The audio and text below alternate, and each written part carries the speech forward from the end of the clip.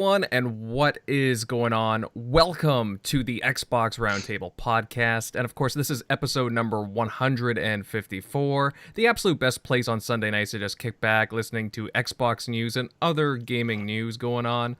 Of course, I'm your host Invader, and we've got a lot of Xbox stuff to go over tonight.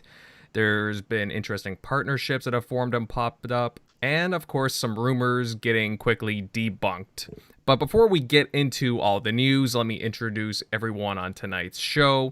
With us tonight, we have an awesome community member who has been on the show before, probably about a year ago or so. Please welcome again, Gaming Forte. How you been, bud? I've been good, man. The last time I was on here, it's like half the panel came down with the flu. It couldn't come. I remember that episode. Yeah, but it's been a while. It don't seem like it's been a while, but everything compared to 2020 has just been like a drag. So when you asked to be here, I was like, oh yeah, man, it's definitely want to come back and do that again because it was super fun. So thanks for the invite. Yeah, of course. Because I think that time too, this was before Centurion was a panel member. You two were the guests on the show, so that's why it's pretty memorable. We were. For me. I was so excited. I was like, I get to meet Megatron, Tim, and none of them were here. Nobody showed up at the thing. I was like, it was me, wasn't it? It's me. I know. Man. I got another chance. I got my second chance to miss Tim Dog in a stream. I was like, oh, Tim, where you at? The great Tim. The great Forte. I don't know what you're talking about. Yeah, Tim. I wish I was on a podcast with 4,000 viewing members. So we had 5,000 the other day. Well, yeah, right. I literally just undersold it. Oh, brother. Yeah, it's gonna be a while before we reach those numbers. But hey, gotta keep positive. And hey, we got a really jam-packed panel tonight. And speaking of Timmy, let's get moving on over to the TXR regulars. Tim, how you been doing the past week, bud? Man, loving Xbox. Happy this Bethesda deal's still going, still riding that high. Watching all the Xbox fans, loving Xbox. A lot of positivity. Jeremy Downer's new name is Jeremy Upper because all the guy does is talk about how he loves Xbox and how he wants them to stomp the neck of Sony. But happy to be here. And, what a great podcast it is. And we have a great guest in Mr. Gaming Forte, one of the most knowledgeable guys going. Appreciate that. Absolutely. I really appreciate Forte's his videos and his commentary, whether it be his own stuff on his channel or on the panels that he's a part of his own podcast. I really appreciate his discussions, to say the least. Very knowledgeable. All right, moving down the list here. Centurion, 50 Cent in the house. What's new and exciting, brother? What is up, gentlemen? It's Sunday night. I get to sit here and kick it with our guest, Gaming Forte, and the other amazing legends right here on the TXR Podcast. Man, what can I talk about? I'm still trying to find the end of Star Wars Squadrons. Like I said earlier, that game is actually longer than I thought it would be. And that's pretty much it. I haven't done anything too spectacular. But I think the next game on the horizon, though, is I think I'm actually going to start tackling Watch Dogs 2, because for some reason, I don't know, I feel intrigued by Watch Dogs Legion, but I don't want to get it until I play Watch Dogs 2. Anybody here try it? Can't say that I have. Watch Dog game, so yeah, you the man on that one. Yeah, I can't say that Watch Dogs really, like Legion in this case, really excites me, to be honest, but I don't know, I might give it a chance down the line. I have such a backlog. I can only play so many Ubisoft games in one calendar year. That first one had a really cool, I love the, you'd be playing your single player story and then you'd be like, something's off here, and then that car is moving backwards. It's like, wait, that's not an NPC. And I played the first one, I remember that. Fostering in your game. That part was cool. But I don't know. I haven't played the Legion. That one just dropped. It's gonna drop at the end of August. October. Yeah. October, and I enjoyed the first game. I want to check out the second game because I had a friend tell me that the second game was better than the first game, but they also didn't like the Adrian Pierce character. For some reason, I did. So It's kind of mixed on Adrian Pierce. A lot of people like how dry he was, but they also like the story behind the whole family. I actually enjoyed it. I think the problem with this one is I kind of checked out of this generation when it comes to the games that's coming out before the system. So the fact that this game is coming out right before these systems launch, and then you got Assassin's Creed coming out on the same day as the systems. Then a week later, you got Cyberpunk, and I'm a huge Destiny fan, and Destiny launches their new DLC on November 10th. So it's like, when it comes to Watch Dogs, I'm like, when am I going to have time to actually play this game? I'm glad you said Cyberpunk, and forgive me for asking this question because I know it's the intros, but is anybody here kind of like underwhelmed at Cyberpunk at this point? Because I think you're the only one, buddy. No, for me, for those who are in the what I mean by underwhelmed is that those next gen, basically what makes that game next gen is not going to be there until 2021. So there is a part of me that's just like, oh man, so that means you're not going to like. I remember buying Assassin's Creed Origins, sticking it into my Xbox One S at the time, going, okay, cool. And then I put that game away until the Xbox One X launched like 2 weeks later because I wanted to get the full experience with that game with the Xbox One X enhancements. And I feel like I'm having the same dilemma in my head now. Like, do I want to wait for those enhancements to play Cyberpunk? Well, that particular game, you're going to easily go 300, 400, 500 hours.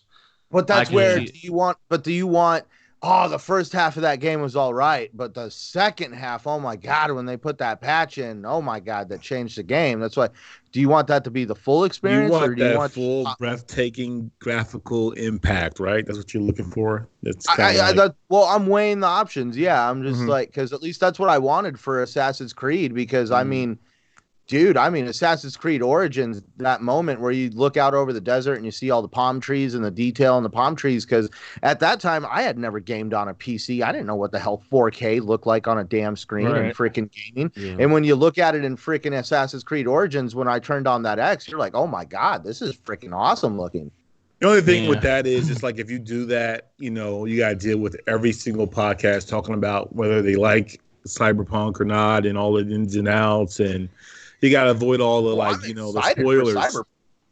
Yeah, but I'm taking for me, the fact that the patch, I'm with you. The fact that the patch isn't coming day one, it's not coming till later on, is kind of the main reason why I'm not playing it on Xbox day one. Now, when that patch does release, I will be playing it on Xbox then, because I'm definitely going to buy it on Xbox, and by that time we might get some type of sale on the game too. So but I'm buying double dip.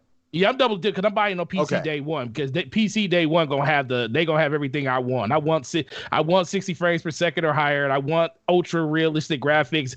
The fact that this is a single player game and there's no multiplayer component to it, I don't feel like I'm missing anything not playing it on my Xbox day one. But when that new patch does hit Xbox, I will double dip, because I'm kind of an achievement whore and I kind of want to get all of them in that game. So I'm gonna do it on Xbox too. But I just see myself doing that game just as much as I did Witcher 3 4 times in one generation on different platforms. So it's going to be like the long grind on that game for me. Buy it on the Windows Store, probably still get Xbox achievements that way. Probably. Oh, yeah, that's a good question. Yeah. In case you don't want to play it on your double dip just to get the achievements. Well, that's if it's available, if you can, because everybody's going to end up buying that thing through either GOG or Steam, and it's not, if you can't buy it in the Windows Store, because that's probably where I would buy it at, just so I don't have to double dip on achievements. I can play it over there and get them all one time. But to do play games, Good Old Games. That's who.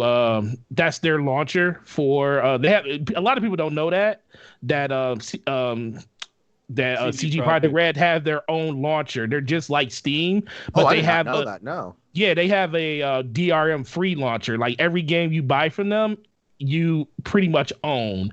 Even if the servers get shut down, they give you a master key to all of the games. So even if the internet crashes, you can still download, you can still like play those games natively on your system without an internet connection. So that's why I try to buy as many games from them as possible. But that's the only thing that's stopping me from buying the game on Xbox day one is because of the day one patch. Because everything else I'm buying day one on my Xbox. Totally. All right, moving down the list here, guys. Megatron, have you been playing anything the past week or so? Yo, outside of just the usual Destiny, not too much. I say I want to get into new things, and I get pulled in different directions, and I just end up just playing Destiny for now. But hopefully this week I'll have a little more chance to. Yeah, ain't nothing wrong with that. I just want to get I'm getting ready for the 10th, right, when we get that DLC coming out. So I gotta get that power level up. I made a promise to myself though this generation because this generation, man, Destiny killed this generation for me. Like I came into this generation with just under 79,000 achievement points. I'm leaving it just under 100,000. Like 7 years and I only got 20,000 achievements. I know people that's got that in 1 month. And I got that over 7 years. And that's because I play nothing but Destiny. And I promised myself next generation, I'm still going to play Destiny because I love that game to death. But I'm definitely going to make sure I play a whole bunch of other stuff because I feel like this generation just was like nothing but one game and God of War for me. Oh, Forte, we gotta link up then, bro. We gotta play some Destiny together, man. Oh, that's every day. Every day. It'll be when I get off this podcast, I'll be on there. Are you PC for now, or are you console? No, I jump back and forth because I play. Shout out to the Action Luca. That's my fire team member. So me, her, and a couple other people. That's why I jump back and forth between console and PC. Like I'd rather play on PC, but that's the one thing that Xbox Live gives you, that ecosystem, that community that you just don't have on PC unless you've been there forever. And that's like one of the main reasons why I will always have an Xbox in my house, because that's where, you'd be surprised how many people on my friends list I've known since 2001 when Xbox Live launched. It's like most of my friends list is people I've known for over almost 20 years. It's kind of crazy. Right. Yeah, absolutely. And the thing with Destiny 2 with Game Pass, the expansions are going in day one, right? So yep, day one free. Don't even have to. Well, you go free with Game Pass. Because people get mad when you say Game Pass ain't free. Well, if you paid $1 for the upgrade, man, you can't get no closer than free than that. Mm-hmm. Yeah, no, you're absolutely correct on that, my friend. All right, moving along down here. Eric Shockley, buddy. Hey, how's the game collection selling going on? You still doing that? That's pretty much done. Pretty much a done deal. Yeah, I got pretty much. I'm down to like a few original Xbox games, but they'll be gone here probably soon. But yeah, it was the same way in Destiny. For Destiny 1, I played just religiously, and definitely missed out on a lot of other like multiplayer with like Halo 5. All my buddies jumped on to do that. I'm like, well, they just released hard mode for Taken King. I can't just stop. but yeah, Destiny 2, they do need to improve that coming back for players that come back like from long breaks.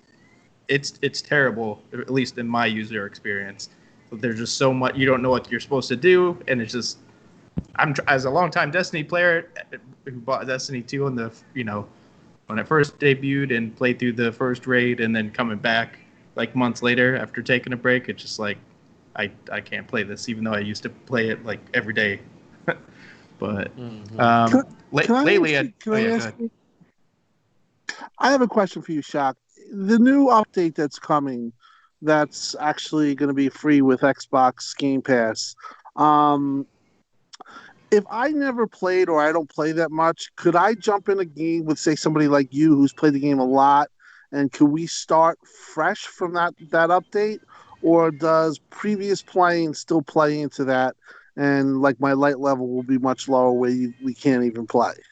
Oh no, you could. I think you could play with anybody. I think it does. I can't remember, but I think it does like scale to that like person. So like if he's playing, you'll be maybe tougher for that person, but not for the other person. But I haven't played in so long. So You won't be able to do certain raids. if they do it like they do big DLCs like they did in the past, everybody gets moved up to the same level. Oh yeah, that's right. So everybody will get scaled to whatever that base level is, which I think in this one is going to be 1050. And everybody will start off the same. The only difference is you just won't have some of the weapons that other people have. But when it comes to like content, you'll be right in line to start right from day one with the people that's already been playing. Yeah, I hope they use it kind of like as a new refresh, kind of like Taken King was. Like just But I don't know. Don't they make you still build up to be able to do raids? Like you're not able to do raids right off the get go. Well, nobody will be able to. Like it's going to be build up to that. Yeah, everybody that starts the DLC, they haven't announced what the raid levels are going to be yet, but normally it's about 50 levels higher than what you start at. So the people that grind for it over that week, they'll get close to it, but then people that barely play, because that's normally where the divide happens at. The people that want to try to raid day one, they race so far ahead, and then that's when your friends be like, bro, you like left me behind. I'm like, well, bro, you ain't playing enough. You need to get in here and play. That's annoying. You need to play this every day, every hour. Well, that's the thing about Destiny, though. Yeah. You know, I've never finished a raid, so just put that out there. Cognito, waiting on him. But I will say I did sell my PS4. Got 200 from GameStop, so that's pretty nice. Good. Did you get it? Did you put it towards your system, or did you get it put on the card? I have a digital. They still haven't canceled my other pre-order, but because I was the one that sent in that, I think when you were on Cognito's podcast, who sent it in saying I just got 2 at that same store. They said 1 of each, so I was like, well, oh yeah, you were lucky because it wasn't supposed to be 1 of each. He's like, yeah, that's fine. I was like, all right, as long as they don't cancel it. Yeah, hopefully they cancel the physical one then. Ooh, you want the digital one? I got 2. Yeah, 1 of each because that's how he let me do it. He's like, well, since they're different SKUs, and you can do it. Oh, okay. But I had PT on my PS4, so hopefully I can still re-download it on the PS5. Hopefully that re-download link is still working on YouTube, or the link there's out there, because you can re-download even if you lost it, as long as you were originally downloaded it in the past. But right. But we'll see. I remember when those systems were going for like $800 if you had PT on it. Yeah, if you had the demo. Yeah, I remember that. Crazy. But now someone's recreated it anyway on PC, basically, in Unreal. Yeah. All right. And last but not least, Jeremy, what's going on at your end, man? Doing well. What's going on, my Mr. Canadian? Just relaxed all day, man. It's been nice the last couple of weeks here, but today was freaking nippy. So played some xCloud, took my new SIG P320 M17 out. That thing's sweet. Hardly any recall, but yeah, everything's good, man. Just trying out this xCloud, trying to play as many games as possible, and looking forward to the questions tonight. Mr. Forte, thank you, sir. Oh, no, you're welcome, man. Happy to be here. Definitely, Jeremy. And yeah, it's the long weekend up here in Canada, the Thanksgiving holiday long weekend. So yeah, just been taking it easy myself. Been playing a few games when I got the chance. And yeah, gonna load up on turkey tomorrow, that's for sure. All right, fellas, we will move on to the first topic of the evening. And hey, earlier this week, a partnership was announced between Microsoft and GameStop, and honestly, this was really out of nowhere. This deal enables and provides a differentiated and personalized in-store experience through tools provided by Microsoft, such as Dynamics 365, Surface Notebooks, and Teams. As well, GameStop will be promoting the Xbox All Access program. Guys, again, this is something that we weren't necessarily expecting, though we have been expecting both Microsoft and Xbox to be getting very aggressive on all fronts going into the next gen of gaming. I will start off with Gaming Forte on this one. Buddy, being a GameStop employee, what's your takeaway from this? Is this something that's very significant, or maybe not right now, but later on, perhaps? Well, first, it was shocking. I found out from Rand retweeting me and telling me that I work for Microsoft now, and I was like, huh? And I start looking, and I was like, what's going on here? Because I like wake up and I'm at work, and I got like 20 plus messages, and I like click on it and click away. The next thing I know, it refreshing. I said it's 20 more. I was like, this is what it feels like to be Rand. You like always got 20 notifications every time you open your phone. Kind of crazy, but no, I think the biggest thing for a lot of people, what they don't realize, I think, is mostly enterprise. I think a lot of back end stuff they're using what's the name 35. They're going to be having Surface Pros inside stores for people to be able to use, a la like Apple does with their iPads, and like AT&T, because AT&T uses stuff like that too. It's just going to make it more of a fuller customer experience, more inviting. You know, it gets people, instead of them standing behind the counter, it gets you out on the floor and engaging with the guests right there at the point of transaction when it comes to showing them things on the wall and stuff like that. I think with the fact that Microsoft closed all of their, I think they have a few, but for the most part, they closed pretty much every last one of their Microsoft stores. This gives Microsoft a chance to have a footprint still in the physical space when it comes to retail. People don't realize how big GameStop is, even knowing it has definitely fallen off a lot when it comes to what customers think when they first think about gaming. It's not, it's not the first thing that some people think of. It's kind of crazy to me because people will literally name 5 or 6 different places and not even name GameStop. And I'm like, wow, you have a mental block to think that you just hate GameStop that much where you just don't mention them at all, or you just don't think of them as a viable place to buy these games and stuff at. But Sony and Microsoft and Nintendo will definitely differ with you because they still make sure that they have all of the product they need. And there's a misconception that they don't think that GameStop will push stuff like Game Pass and stuff. And I can tell you in my area alone, that is one of the biggest selling points of the Xbox for a lot of people, because let's be for real, an attach is an attach, and it's all about the customer experience. And if you give a customer everything they need and they feel like you're genuinely helping them get the best deal, whenever they do need something, they're going to come back to your store. And I think Microsoft sees that as a benefit because guess what? All games don't go in Game Pass day one. There's a lot of third-party games that still are not available in Game Pass. Yes, Microsoft's first-party studio stuff is all there, and they do get some exclusive deals with other third-party and second-party publishers that they put in there. But they're still banking on people going to a store or going into the marketplace, buying Xbox cards, buying Xbox Live, buying controllers, buying headsets. All access is going to be a really big one because GameStop is pushing that for them. So I think the sky is the limit what this partnership can actually be. I know some people are thinking like the revenue sharing part of it. And I'm like, when they say the revenue sharing part, I think that has more to do with, they say GameStop and they're going to benefit each other. I just think by Microsoft giving them these tools, it's going to make the ecosystem easier for people to get into because you're going to have things like all access. So people that weren't able to buy a system day one because they didn't have the funds to do it, GameStop is going to be a way of getting those people into the ecosystem. And the more people GameStop brings into the ecosystem helps them sell more products to those people, but it also helps Microsoft gain another subscriber to something like Game Pass and Xbox Live, and they can sell more games to those people. So I think that's where you see the revenue sharing part come in, because it's more of just, if you sell more of this one thing, it kind of sells more things to that person. They look at every person that buys an Xbox in a store.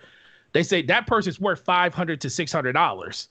They're going to buy a bunch of stuff with that system. They may buy it on a system. They may buy it in store, but they're worth $500 easily for every system they buy. So that's what GameStop that's what Microsoft is betting on. And it kind of just helps GameStop become more relevant because guess what? People weren't thinking about GameStop before this call. Yep. Now they're thinking GameStop, like, dude, GameStop can make it through this generation now. And I always thought GameStop was going to make it through the generation. I just thought that it was going to be with a smaller footprint because that's the biggest thing. GameStop is definitely viable. It just comes down to they have a lot of stores, way too many stores, and they're going to downsize those stores until they get to a comfortable operating run.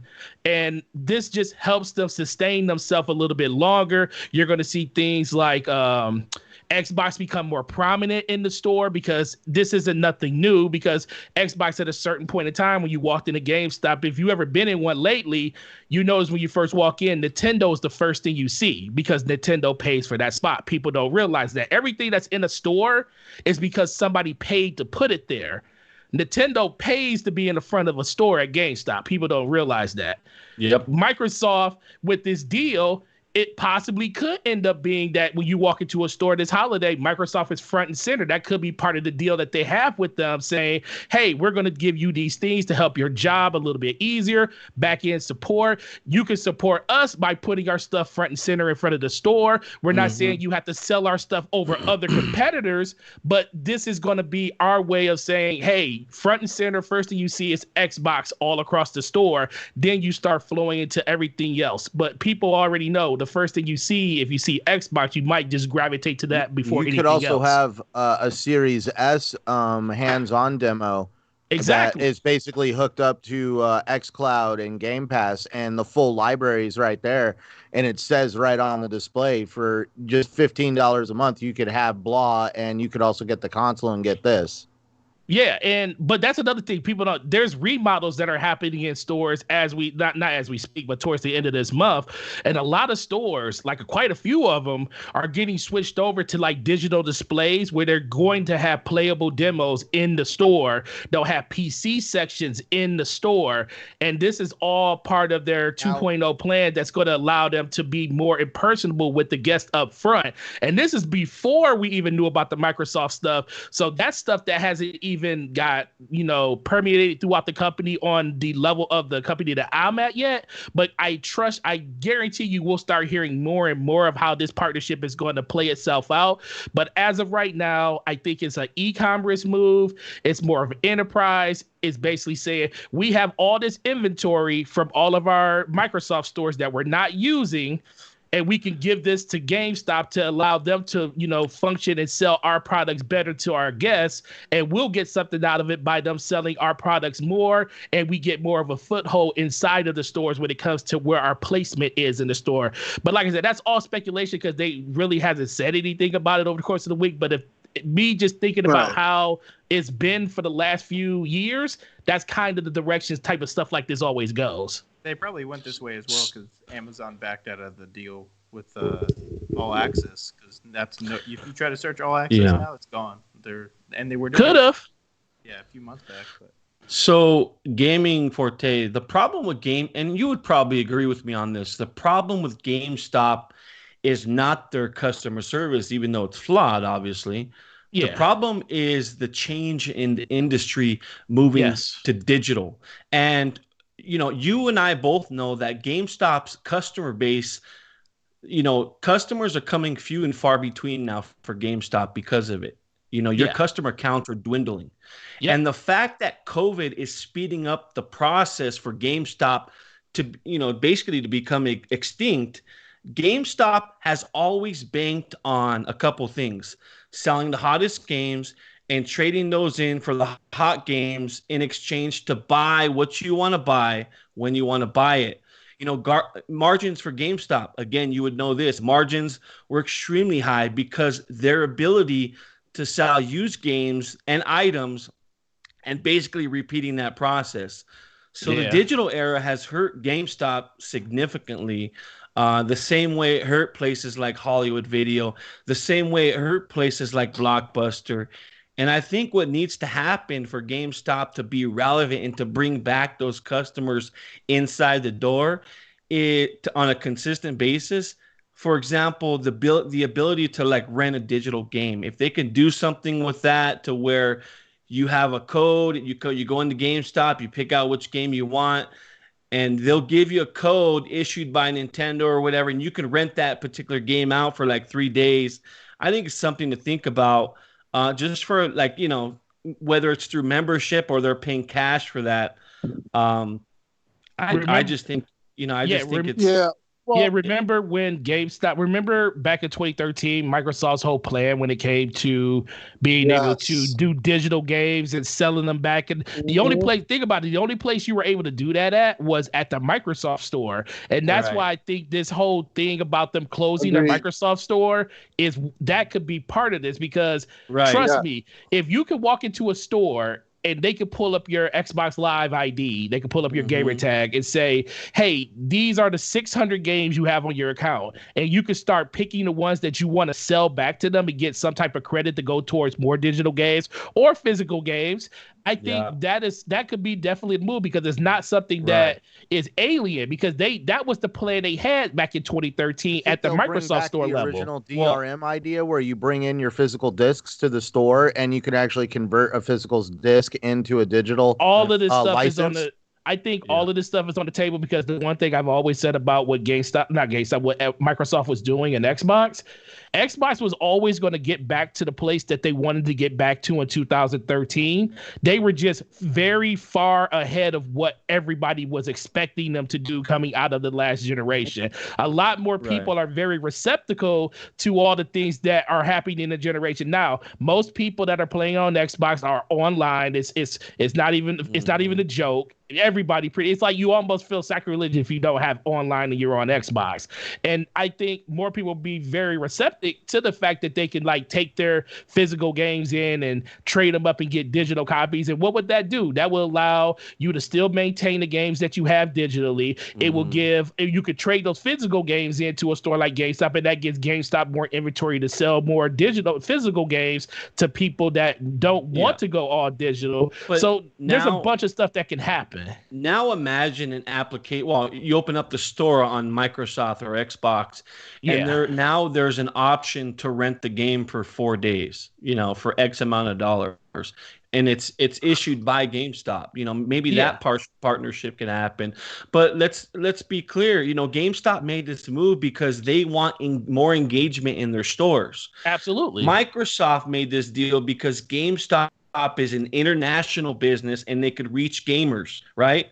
Because right now, when you look across, GameStop is really relevant in the U.S. primarily, but it's a win-win for each company. I think you're going to see GameStops around the world with more Xbox and Microsoft's real estate for sure. Like you said, PlayStation pays for real estate, Nintendo pays for real estate, but I think now Xbox is going to be featured, and with them partnering with 84 studios or something like that on accessories and all this other stuff that's coming out. I think it's just a win-win for GameStop and Microsoft Xbox. Absolutely. Yeah, I always thought. Oh, you go first, Tim. Go ahead.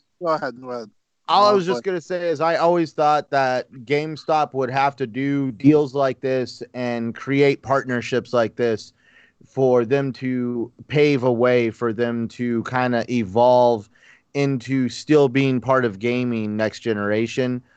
Because as Downer touched on, a little bit of the GameStop model is a little bit outdated, but I feel like because GameStop has been around for such a long time that if done right, it still can be a relevant staple in gaming. Yeah, I think it's a perfect combination of we need you, you need me, and I think it's going to be a start of a really nice relationship. If you remember during 2013-14, I don't know, I know maybe Jeremy was, I don't know if you were Forte at the time, but GameStop they were basically really against Xbox because they were pushing the writing on the wall, digital world, no trade-ins, all the things that made GameStop basically, their business run or big things was basically being taken away from them in a very fast and furious way. And if you remember at that time, a lot of GameStop was they were against Xbox. I mean, you would go into a lot of GameStops and people would just actively not be positive about Xbox. I don't know if they were like on purpose, purposefully against Xbox. I'll answer that after you're done with that. Yeah, I know that you go with what makes your business run, and that's the Right. profitability. And Right. And at that's that point, companies like Nintendo and PlayStation were bringing in more right. profitability Right. in terms of that. So So what I do see this, and as Gaming Forte pointed out, and he can answer the question about, the time when Microsoft is kind of the black sheep of the console, as Yeah. but I think that this now gives them a way to get a positive look on Xbox. The Xbox All Access is a perfect spot to buy GameStop, to buy your to get that going. I think that the employees there are knowledgeable. They can get you set up there. They can take you to the side and set that whole thing up, because that does involve credit checks. And I just think overall it makes a lot of sense to store, like Gaming Forte said, the Microsoft stores, they cut their stores, but they're basically now, they're combining with GameStop. And I think that as we talked about, this is going to be something where it kind of grows. I can see the digital trade-in. It makes sense for, listen, I can return my console, I guess, to Best Buy too, but the spot to always return stuff, and even if it's digital, is GameStop is the perfect spot to do that. So if I have, I have 520 credit right now. I'm a Power Up member, and if I could trade in my games, my digital games, even if they were $4 on some titles and $2 on others, I might be inclined to do that, especially like Maddens of the Madden 25s, and the older Maddens, the older EA Sports games. Yeah. But I can definitely see this being something very good for GameStop, very good for Xbox, and I think it's a move that most people will look at and say, yeah, that's pretty cool. But I think it's something that down the line could be a real strong partnership for Xbox, and hopefully really with Xbox and Microsoft and GameStop, they can, with Reggie on the board and Phil being really good friends with him, you can figure out ways to basically make GameStop more, keep it relevant, and not like as we said, go by the wayside because we're going into a digital age. It doesn't mean, even though we're going to a digital age, as a consumer, doesn't mean that we don't still need a store. We still can have a store. We can still have digital trade-ins. We can still trade in our consoles. So Yeah. the things that you're able to do at GameStop are very beneficial for the consumer. And as somebody who wasn't, a big fan of them, possibly because, and I'm going to segue this to Gaming Forte, was because I had bad experiences going there as an Xbox fan, and basically, seeing what went on, at least in my personal experiences. Now those I'm like happy about it. Yeah, those bad experiences, Tim, come from just the experience of each employee. You look at each employee inside GameStop, and they're basically kids. Yeah. And at that same time, I know for a fact GameStop has a pretty good training program. It just depends on your manager, just on those particular issues, how to handle certain situations Yeah. at the store level. Yeah. I'd walk into a GameStop, and it would push so much PlayStation stuff on me, man. I almost felt like I had to hide my Xbox game and kind of like pass it to the register, and just like wish there was a self checkout where I could just go and grab my game and come out. A lot of that's just due to preference, Megatron. People are going to sell and gravitate to what they know. Yeah. So if they know PlayStation, they're going to sell PlayStation. Yeah. Dude, I will never forget the day in a GameStop. I had an employee tell me, because I was there getting a PS4 Pro, and I just thought for kicks and giggles, I'd ask the question, convince me to buy a PS4 Pro. And he was like, oh, dude, he's like, it's just like the Xbox One X. I mean, they're exactly the same. And I'm like, because I'm a tech guy, it like struck a nerve for me. I'm just like, they're not exactly the same. I am so sorry. They are not exactly the same. Well, but nice try. So let's try to defend some of these poor GameStop people that's out there. So what is absolutely right. It is based on preference. You are going to gravitate what you are what you love the most. And let's be for real, there are more PlayStation fans than Xbox fans out there. Right. And that truly permeates through districts, stores, associates that you hire in. The reason, like, it's hard for me to say what it is across the company, because on the company level, the way that the store is set up is due to the marketing deals that they have with these different publishers and these different companies. When you see something in a certain place, that's because the publisher or the manufacturer wants it there. Now, when it comes to the customer experience with the associates, that's based on how that associate feels about said product and what they know about said product. And you can definitely tell, like, ones that play on PlayStation and ones that play on Xbox, you can definitely get a jaded feel from them when it comes to talking about the opposite system. The one thing that I always tell, being an Xbox fan, people ask me all the time, it's like, hey, what's your favorite system? Or no, hey, so what do you think is the best system? I'll be like, well, it basically is a personal preference. What do you like? Do you like single player games? Do you like multiplayer? Do you like, what is it that you look for? Where are your friends at? Those are things I. And depending on those answers, I steer them in the direction they want to go in. I say, hey, I like RPG games. I like a lot of single player long games. Mm-hmm. I said, well, you know what? Sony would probably be the best system for you, because at that point, that's what they had a lot of. Or I'll name certain games like, hey, did you play Halo? Did you play Gears of War? Are you more into like the Tomb Raider style games like Last of Us and Uncharted? And when they start talking like that, I'm like, okay, well, this is a system that's good for you. But ultimately, it comes down to what their decision is. And then when they ask me, like, what's your preference? Because, a lot of people always want to know what your preference is.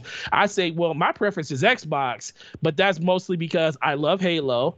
I love the ecosystem. That's where all my friends are. So I'm going to pick Xbox over PlayStation. But my favorite game on PlayStation is God of War. So I'm going to have a PlayStation 2. So that's why I always try to tell people it is kind of hard to get your associates, like being the store manager, getting your associates to fall in that type of line of thinking. Like, most of them only have one system. Like, the predominant people in my store have PlayStations. But I tell them, I say, even though you got a PlayStation, you still have to take these level up trainings on Xbox so you can know about Xbox, because you don't own one. So what games are coming out on Xbox this holiday that people are talking about? What's the benefits of Game Pass? The better that the store manager is at training and getting their associates in line, the better the conversation is going to be. But let's be for real. A lot of people don't put that extra step in there, and they just let their store be whatever their store is. Because if you let your store be a PlayStation store, that's all it will be. If you want to, that's all it will be. So Gaming Forte, you don't know this obviously, but I ran 5 different stores in the Los Angeles area for GameStop in my 20s. Nice. And I specifically hired people that were fluent in every system and every, PC, PlayStation 2, PlayStation 3, Xbox, and they played everything. So I built my business around that, and to make it more successful than, say, these other places. And those are the things I did. I think what is interesting now is they used to put, they used to push subscriptions, pre-orders, just everything on you. And they moved away from that a little bit to be a little bit more customer service friendly inside these stores. Right. Dude, that's the biggest. Well, that's always going to be the biggest push. And people don't realize that too. They're going to, if you're a person that shops in a GameStop all the time, and I think this is where people that haven't been in there a while and they get these bad experiences. If you don't go in there a while, the people don't know you. So they're going to talk to you as a person that they don't know. So they're going to talk and say, hey, what about getting this? Do you want to get, you want to sign up for the membership card? Because they don't have a rapport with you, but the more and more you go into the store, you'll start realizing that those people, they already know what you're in there to do. They'll just have regular conversations with you at that point. They won't try to push everything under the sun at you and stuff, because they already know you're not interested. They may pick at you, at a certain point. I even pick at certain some customers, like, bro, you say you barely shop in here, but you in here like once a month. Get this power-up card so you can start saving on your games. And then, you know what, sooner or later they do it. But that's because I'm having fun with them at that point, because I know them on a personal level. When you don't shop in these stores, and you're going from store to store and not really making one a home store, these people don't know you from a holiday shopper. So they're like, hey, well, let me talk to this person about the things that I think they need. It's just like everybody has their favorite store they like to go to. But if you're not visiting that store frequently enough for people to like know who you are, you're always going to feel like you're being harassed and asked the same questions over and over again because there's no rapport there. Yeah, absolutely. Yeah, I remember the what was it? Right after the 2013 Xbox E3, I went to go pre-order my Xbox One at an EB Games. That's our GameStop in Canada, and I just had a terrible experience. This one a girl there, I was trying to pre-order, and she was like, "Oh, you sure you don't want PS4 because Xbox has this whole DRM thing?" And I'm like, I go to her, I'm like, I'm interested in Rise, Killer Instinct, Dead Rising 3. Just let me pre-order the damn console, please. Yeah. Oh, that was so annoying. And those are people that don't know that stuff, because it still shocks me that some guests, up until like a couple of years ago, thought DRM was a thing on Xbox. I was like, bro, that hasn't been a thing since it's never been a thing on the Xbox. They announced it and they went back on it like 3 weeks later. But a lot of people still think that. So if customers think that, what do you think associates think? Because they used to be customers. And if they're not, if they're not really familiar with the overall ecosystem like we are, and being told that stuff's not there, they're just going to go off the cuffs. Like, I had people get mad at me because one of my associates, true story, one of my associates, he wanted to buy Spider-Man. And my associate asked, he said, I want to buy Marvel Spider-Man. And he was like, what system you want to buy it on? And he was like, it's only on PlayStation. And I was like, he got super mad about it. He's like, but your people don't know nothing. Spider-Man's only available on PlayStation. I said, well, technically it's not. The Spider-Man you're looking for is only on PlayStation. But there's Spider-Mans on other systems too. But that just lets you know how people feel about these pieces of plastic that are sitting underneath their TV. It's fine being a fan of something, but when you allow it to like literally ruin your judgment and call people out for the things that you think they're doing wrong, that's where I have a problem with it. Forte, I have no problem with console wars, man. I love it. Oh, I love console wars. Fun. Console wars is fun, but when people want to attack other people for a console war on a personal level, that's where the problem is. Yeah. Console war's fun. I follow certain people just for the console war, like J-Dub. J-Dub makes my life so much fun. So fun just because I know, this is the thing. I know J-Dub has a really good sense of humor, but I also know I'm more afraid of his zealots than him, because I know he's just pushing a narrative to have fun, but his zealots think he's for real about all of it. It's kind of crazy. It's just like, just like the whole Crap Gamer stuff, back in the day, everybody like Crap's a terrible person. Well, no, Crap's just pushing a narrative that he wants to push. It's the people that follow him that just blindly listen to whatever anybody says. Those are the people that really make the console war, terrible. Because if you just sit back and think about it, everybody wants to have fun in gaming. That's what gaming is. Talking about games, talking about how my system's better than your system. This is something that's been going on ever since Nintendo and Genesis. We're going back and forth with, oh, you got red blood and I got green blood. This was before the internet was a thing. So this has always happened. I had so much fun as back in the day, big Sega fan, seeing PlayStation. It's it was fun. It was fun, but the internet made it worse because it gave everybody a voice. See, that's the thing. The people that were starting these conversations, like Tim Dog and Jada, people like that were starting these fun conversations back and forth. It was just fun because we were all friends with each other, and we was like, it really doesn't matter. We're just, picking fun that my system, I feel like my system's better than yours. But once the internet started giving you a chance to have followers, those followers are just listening to you, and they're not doing any type of research on their own, and they're the ones that makes this thing super blown out of proportion. Mm-hmm. Absolutely. Yeah. Well said. And you know what, guys? Like, overall, with this whole Microsoft and GameStop partnership, like we still won't see the fruits until a couple of months probably from now. But we never thought we'd see that. So interesting times we're living in, to say the least. If GameStop makes it to the generation, you know why. Put it that way. If they make it through this generation and they are around when the next generation starts, that's because this partnership with Microsoft really truly helped them. I think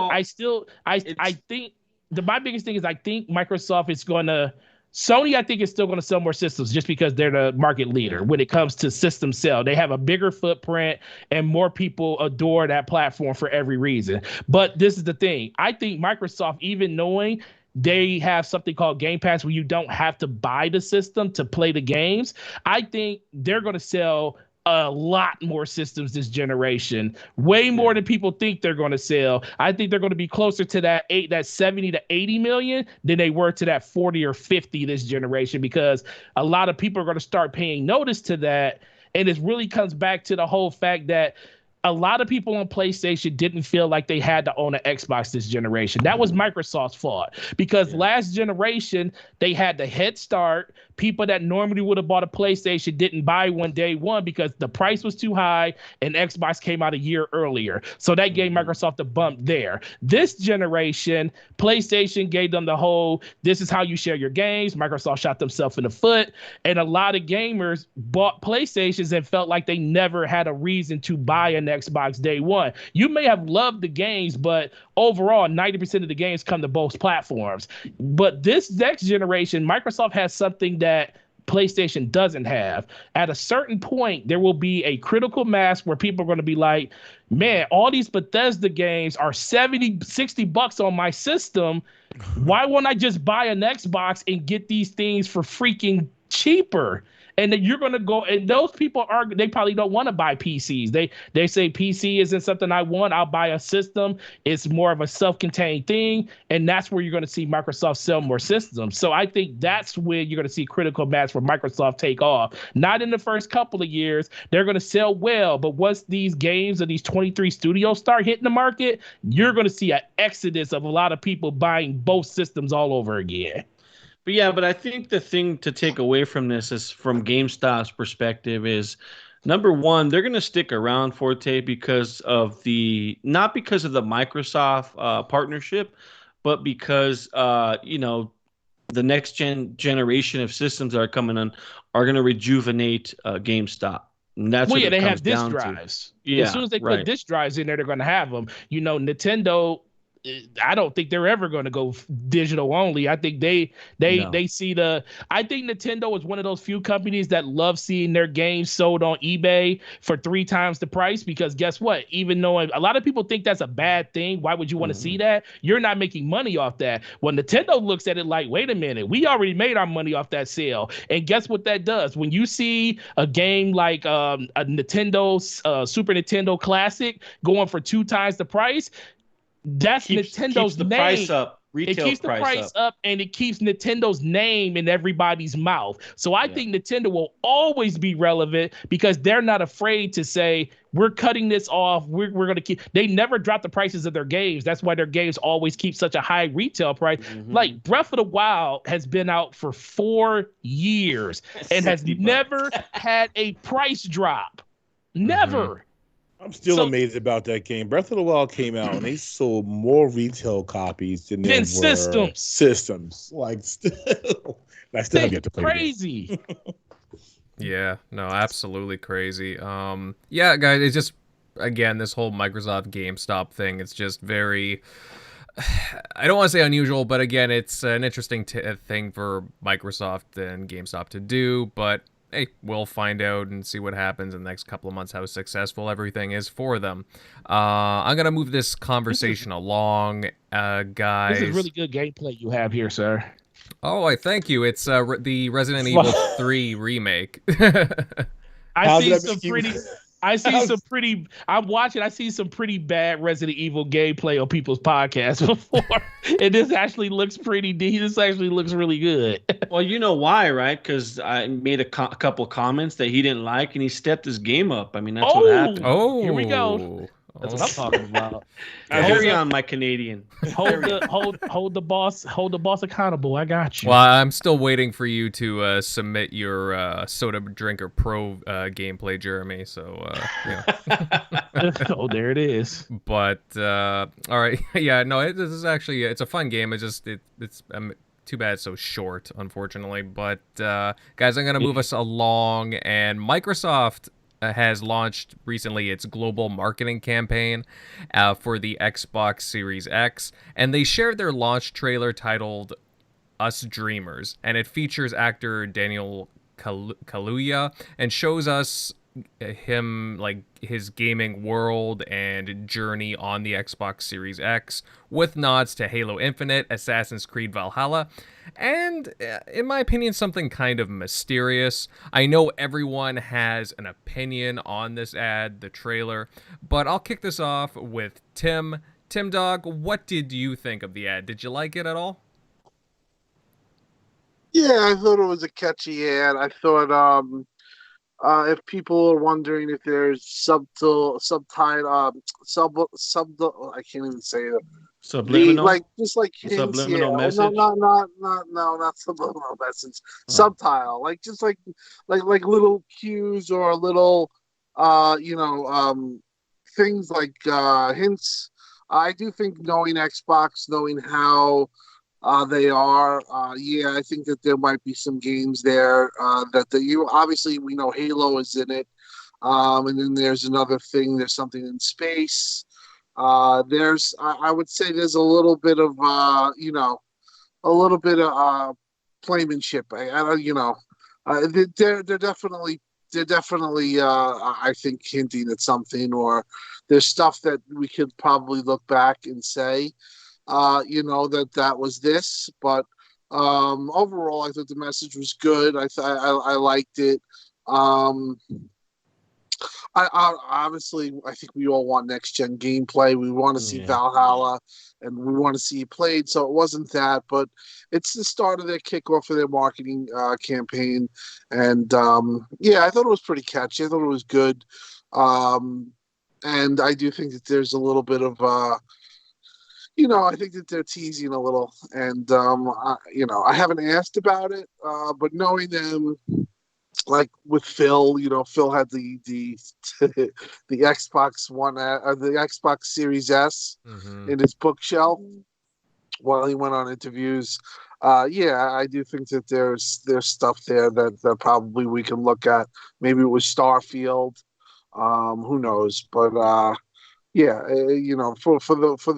the ad, I think it's pretty good. But we talked about it in the chat room. I know Jeremy was like it was okay, but overall, I thought it was pretty good. But we want to see the next gen gameplay. I think that's where we're at. I just think looking at it from a casual consumer's perspective. I thought it was just a poor launch trailer for Xbox, to be honest. Yeah, the trailer had Master Chief in it, but it didn't really reflect gaming, and it didn't represent gaming. And now that I look at PlayStation with its message, greatness awaits always. Their ads are really heavily focused on gaming and its characters. So now you have third party in those trailers, but you also have first party. And I think that resonates more with the casual gamer. I think if you're a hardcore, then you look forward to trailers like this. So I think they just missed the mark if you're a casual gamer. As for the video itself, I think it was really well done, really high production.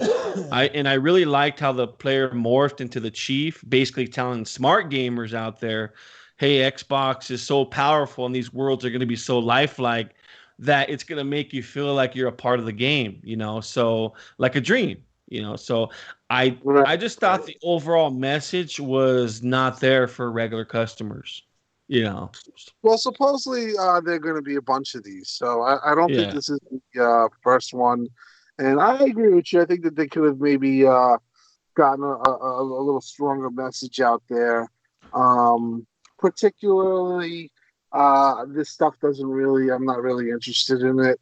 I'm more interested in the gameplay sizzles and those type of things. And I hate to say it, the Xbox community has some really talented people doing the same type of videos, and you're like watching them and you're thinking they're real, and then you realize they're not. But they're done by just people on this podcast, and they're doing it for free. And the people that are doing it for $1 million, are getting outworked by the people that are doing it for free.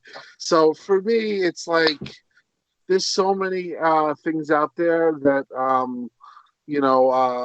actually think Xbox should look at that, like some of these creators, and maybe even talk to some of them, maybe offer them a job, because there was one that was recently done. Talking about But guys and geeks. You tweeted Yeah, it. You tweeted yeah, it. That looked good. yeah. That looked good. Yeah. it's like, it's sometimes these people and these things, they have meetings all day, and they talk about they micromanage it, and they make it too much, and they miss the beat. You know what I Yeah. mean? And then you have a guy like that just does it, and it's like, it's amazing, because they're not overthinking it. They're just getting straight to the point, and they're making their point. They're not sitting at a table and having 5 people talk about it at the thing, say, well, maybe we shouldn't have that, or we shouldn't have that. I mean, when you do that type of stuff, sometimes you lose enjoying, you lose, Creative just, juices. yeah, you just kind of hurt the process. Yeah, I like the trailer. I think maybe because I actually think on the level, because I understand exactly what you guys are saying, because and I'm in the same boat. Right now, I don't want to see CGI trailer. I want to see gameplay. We want to see next gen gameplay. So with that clouding the perspective right now, when you see this trailer, it's like, come on, man. We understand that you're starting to ramp up on your marketing. I just want to see, when I see this before I see gameplay, it kind of just feels like it's missing the mark. If they would have already showed like Assassin's Creed and Cyberpunk gameplay running on the next gen systems, I think a lot of people will have looked at this trailer like, okay, I understand what they're trying to go for here.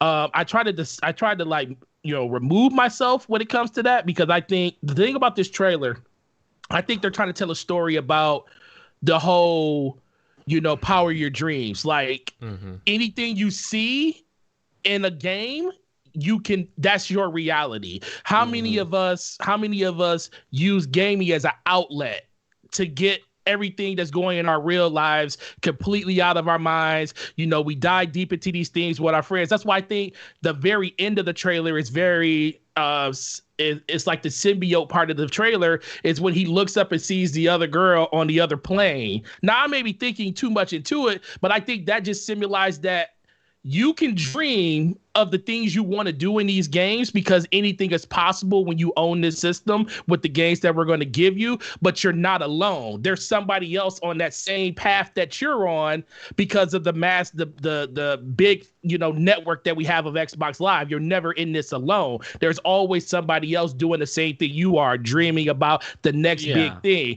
I think bringing those worlds together. And bringing those worlds together. And that's what I think that meant. But I also think they tried to do things like smart delivery. They showed you falling to the ground and you're in Assassin's Creed. And I think I think they're doing a quick resume, like showing you how fast you could think about you're in this one game, and then within a blink of a second, you're Master Chief floating through the space with this thing pulling the planet apart, and then you're transporting to another world where you're like around just a decimated city, and we don't know what that was or anything. But I think that was them trying to tell a story about the features Xbox has and what they're going for when it comes to, like you said, us dreamers. We're dreaming of the infinite possibilities the system can give you. But I also think this highlights a bigger problem, and this is where I agree with you guys. Microsoft ain't got nothing for us when it comes to first party this holiday. Halo was it. All the marketing for Halo went out the window. The only reason they did this marketing piece is because of the things I said. It doesn't focus just on Halo. It focuses on the ecosystem of what Xbox is going to bring you as a gamer with everybody else. So they can still highlight Master Chief in the trailer because it's not just about Master Chief. I think everything you were going to see from Microsoft on a first party level line was going to be based on Halo, because that was the killer app for Xbox this holiday.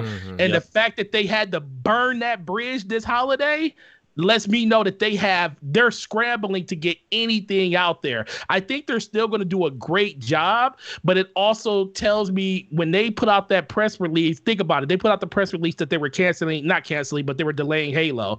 Within the next blog post, Phil Spencer went online talking about all of the things you're going to get with your system. Because remember, every blog post up to that point talked about Halo, in-game pass, all that stuff. All that stuff was in it. But now it turned into like, oh, you're going to get 400 plus games that's going to be backwards compatible to your system. You're going to get this, you're going to get that. That became the new message for Xbox, and they're still trying to find that spot that's going to help them get through this holiday. I think they're going to do it, but that's why a lot of people are a little bit down on what this trailer is, because we haven't seen next gen gameplay, and this was supposed to be shining moments for Halo, but they don't have it anymore. Right. You know, we're gonna get it. We're gonna get it at the end of the month, I think. But what game you guys think it is? I think it's gonna be Hellblade 2.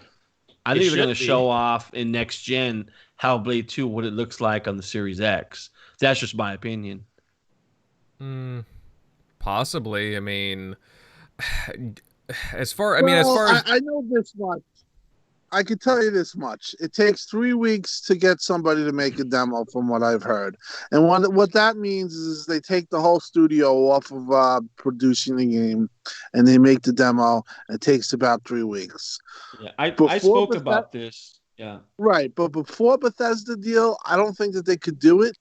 Now I think that they can do it. So I would like to see something from Hellblade or somebody like that. Just make an initiative and just make it happen like that. I think that we're kind of owed it, and it could shut everyone up, because that's like the last thing that Xbox has to do is just kind of show like a next gen looking game. Mm-hmm. They should definitely show off Scorn and Medium a lot more, because I mean Medium finally got a release date for December, so it's gonna be December 10th. Yeah, I think and that was off kind of the new technology, because it's only a next gen and PC game, so with the dual running the world at the same time. Yeah, I think Microsoft, the biggest thing for them is like Tim Jog just said, with the acquisition of all these extra studios, the first thing I thought is they don't have to rush games out, but that don't mean they also have to hold back on the things that they could show people that would just get them, like how the December event was when they showed just a Hellblade trailer and they announced the system.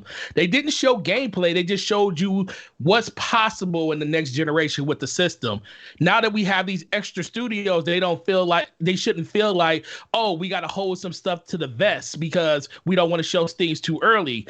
Well, you got 23 studios. You can show us 5. You can show us 2 things coming out in the next couple of years from one of these studios, and still have 19 other things that's gonna, buffer the next 3 to 4 years. So I do think Tim's right in that regard. With these acquisitions, they definitely should pull the trigger on something. Yeah, and really, there's still like some of their smaller studios that they have that we still haven't seen anything from, like Compulsion, for example. They've been exceptionally quiet. They're definitely got something cooking up.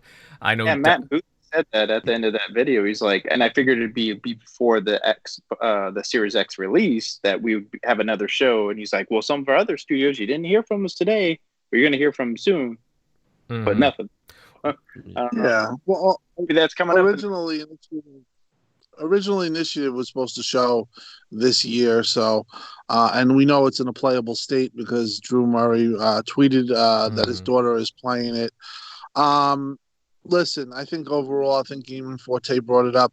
The Bethesda deal has enabled Xbox to be really creative, or they don't have to be like. Let's be honest. How much pressure was on Halo before Bethesda?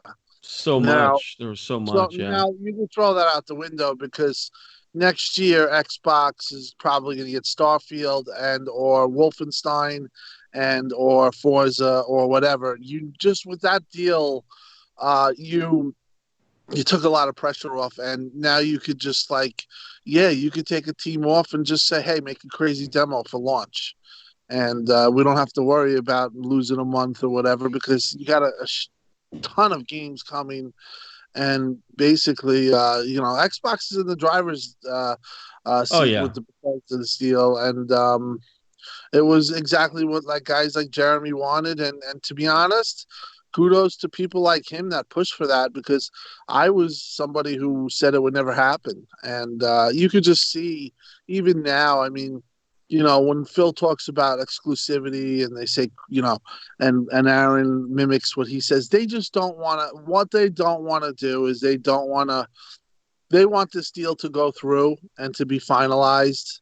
That is the first and foremost thing that they want right now as a company, Xbox. They want to acclimate all these 2,300 developers to Microsoft. And not to get off subject, but just being that gives them a lot of leeway where they can mess around with these other studios and have something. I think they should have something next gen. Yeah. Even if it's a day before launch, just have that game. And when we talk about next gen, yes, medium is next gen, looks good. But I think what people want is that thing that just like it really shows it off. And I think like Hellblade 2 can do it, but they would have to be put on it right now. Yep.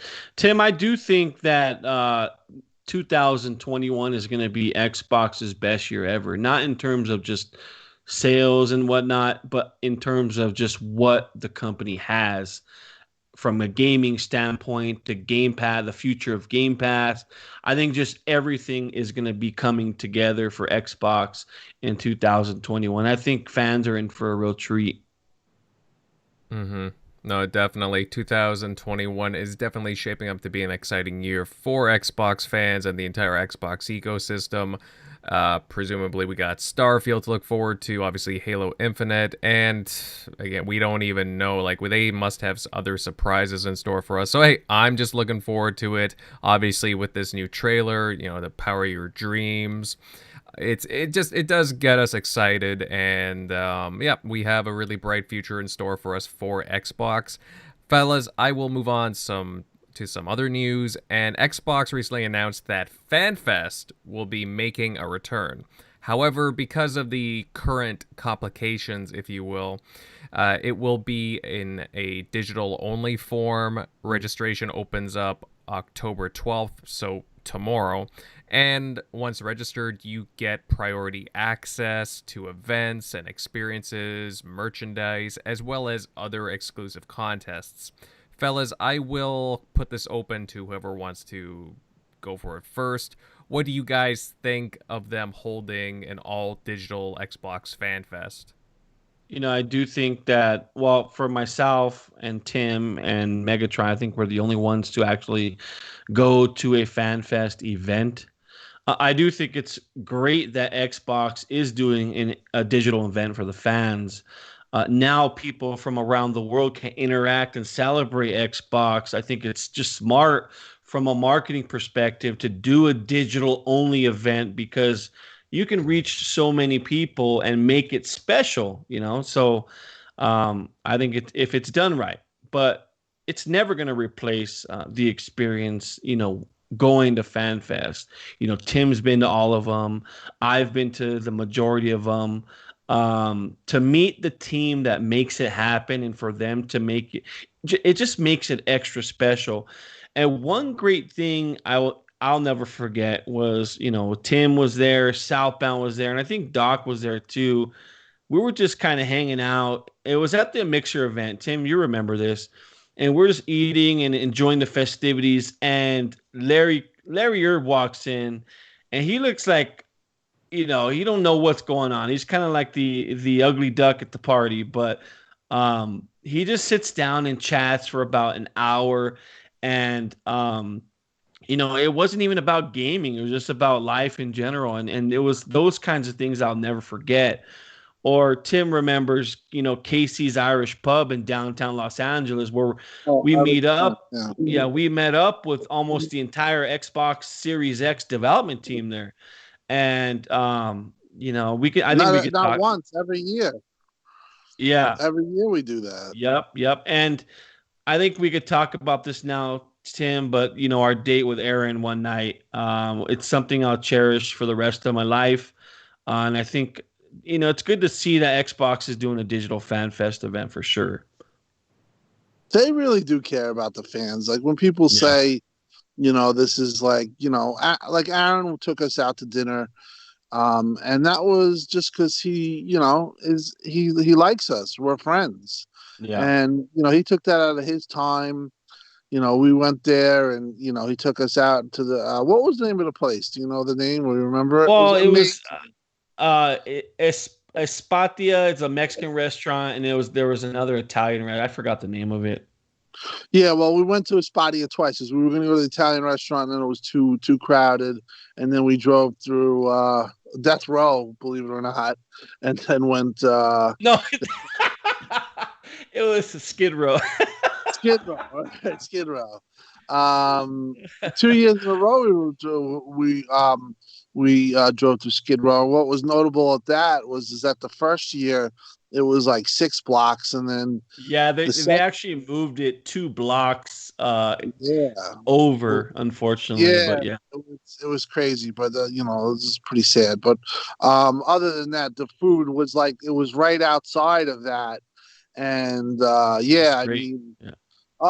The best Mexican food I've ever had in my life. I mean, I couldn't believe I got this they just Mexican food in California by far is just it's the best in the world. Or I mean, maybe Mexico is obviously better, but this is in the United States is unbelievable. And but it just goes to show that they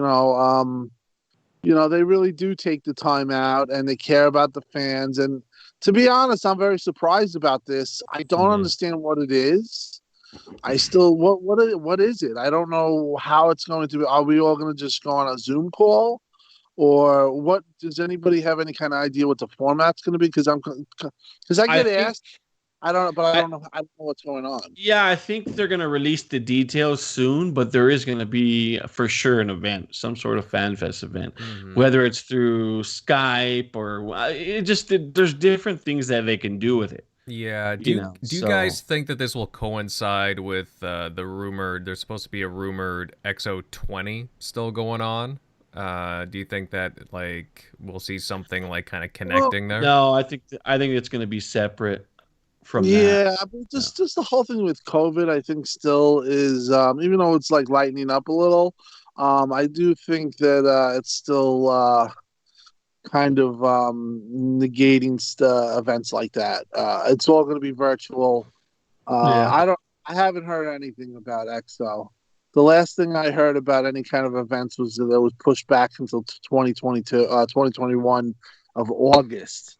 So other than that, it's probably going to be virtual.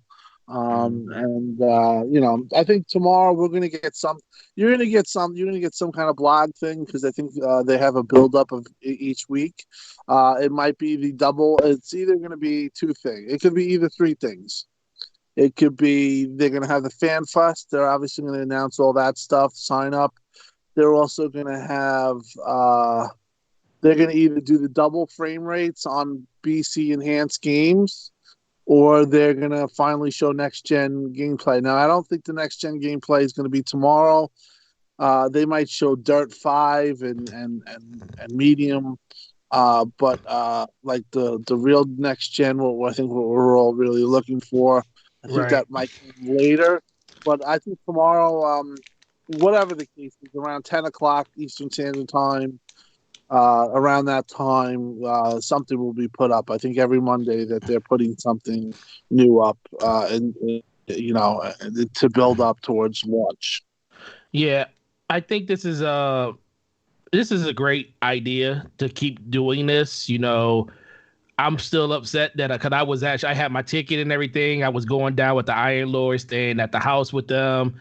I was going to try to get a fan fest with you guys. So. It was like this year was supposed to be like the year is like, man, this is gonna be so cool. So you can experience all the things that you guys got a chance to experience over the years and stuff that you went.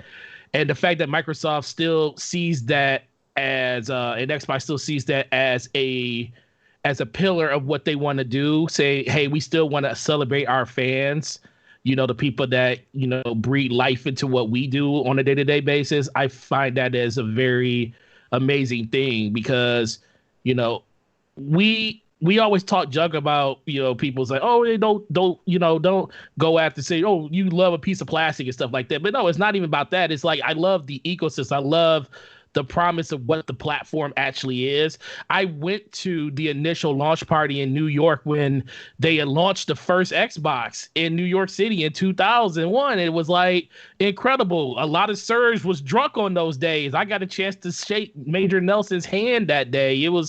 That was an amazing experience. And knowing that people got that taken away from them, that type of experience this year sucks. So Microsoft is doing, the right thing by saying, hey, it's going to be a digital event.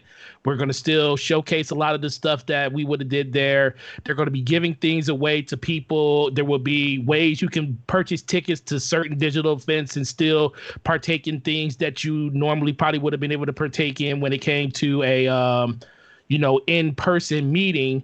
But yeah, I think this is amazing. I think it's cool. I think they understand how important the fan base is to them, because let's be for real, the hardcore are the ones that's going to go out and buy these systems day one, but the hardcore is going to convince the casual fans to say, hey, man, this is the place you want to be. And the more people you get in that ecosystem believing that, the bigger that number becomes.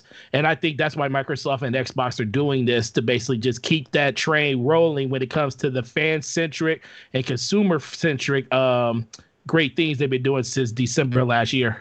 Yep. Mm-hmm. Absolutely. Yeah, no, it's cool what they're doing with the all-digital fan fest. I'm glad they're still sticking with it. It hypes up a lot of the Xbox hardcore, and it's just something fun and gets people sidetracked from a lot of the stuff that's going on. And of course, right, with the the systems are just a couple of weeks away now, less than a month. The Xbox comes out November 10th, I believe. Like, it just helps with the hype, and it's good that they're keeping up with this. I'm glad that they're doing that. It's a lot of positivity, you know what I mean? It's a good thing to see. So, yeah, just overall, very, very pleased to see them continuing on with it. And, yeah, I'm sure when we wake up tomorrow, there'll be some other news, and who knows, guys? There'll be some other stuff to go on. But you know what, guys? We will move on here. And you know what? Over the past couple of weeks, over the past week, there has been reports circulating that the Xbox Series X was running dangerously hot. And yeah. And a few outlets were even running with this. However, Xbox's Aaron Greenberg stepped in to push back against those claims, even stating that the heat output isn't too far off from that of the Xbox One X. Even journalists like Tom Warren from The Verge stepped in on the matter. So, a lot of people were pushing back on this claim, and I'm glad Microsoft kind of chimed in very quickly on this. But Jeremy, I'll start with you here. Like, should we be concerned going into next-gen consoles with overheating? Because to me, with Microsoft and Sony, they seem to be putting a lot of emphasis and effort into the cooling of these machines, and they're just coming out saying, no, don't worry about this. We got this covered. Man, I love social media. Just look, the systems aren't even out yet. The true test is when, millions and millions of units are sold, playing in different environments, withstanding the conditions. I think it's people deliberately pushing fake stories, either for clicks or recognition or whatnot, but also trying to change certain viewpoints. It's almost like it's weird. So, it doesn't mean not to be skeptical, because if you're skeptical, then you do research on it. I think after the rumors came out, Xbox fans just started researching it and looking for the truth. And then until Aaron obviously made the comments that he made, Microsoft and Xbox had that ring of death, Invader, but which cost them, $1 billion. But companies like Microsoft and Xbox, they learn from their mistakes from the past. And I think, just because of that, they've created one of the most successful corporations in the world.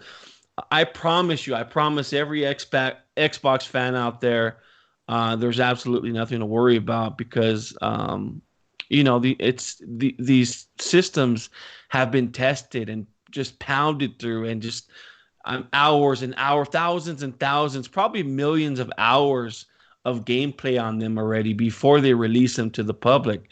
I know we had David Preen on. He was talking about the Elite controller and how that got tested and the processes that took place, when it finally was pushed to retail. Well, the same thing applies here with the console. Now so, can I as add for on to what you were saying real quick, Jeremy? Yeah, go ahead.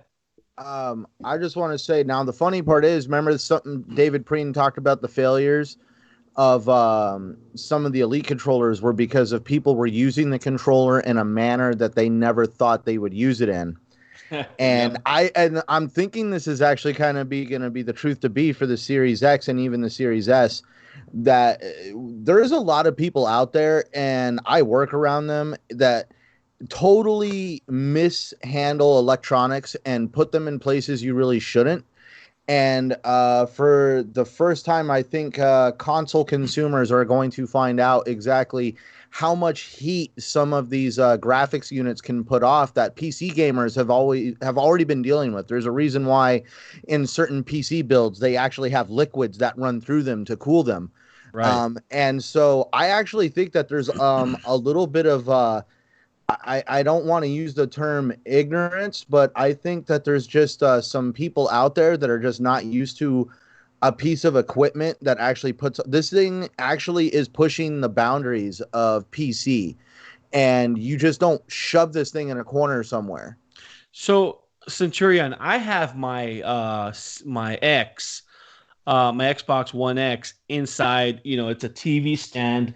It's fairly enclosed. And I noticed, Montana, it's very cold here. And in the summer, it could be hot. So I noticed the change in environment once the summer hit.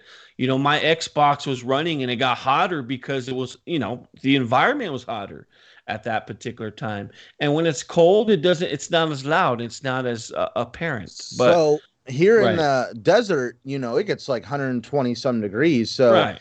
We actually have to use AC heavily, but as a result, I actually store my consoles. You've seen a photo of it. It's an all glass entertainment center. Literally, all of my consoles are sitting on around 3/16 of glass. Everybody always talks about, knock on wood, how PS4 Pros can get loud. I've never heard the secondary fan on my PS4 Pro kick in, because it's actually on a thin piece of glass. And the funny part is the AC vent is right above all the glass. So my consoles are actually cooled by my AC. Nice. Yeah, play Final Fantasy Remake or Final Fantasy VII Remake. Come back to me. No, actually, you know what the funny part is? I will actually go out and do that deliberately just to find it, because I've heard people say, dude, the PS4 Pro sounds like it's going to take off. I will say it is noisy, but I had one of the PS3 Super Slims, and I'm going to be up front. That's the console that made me hate PlayStation.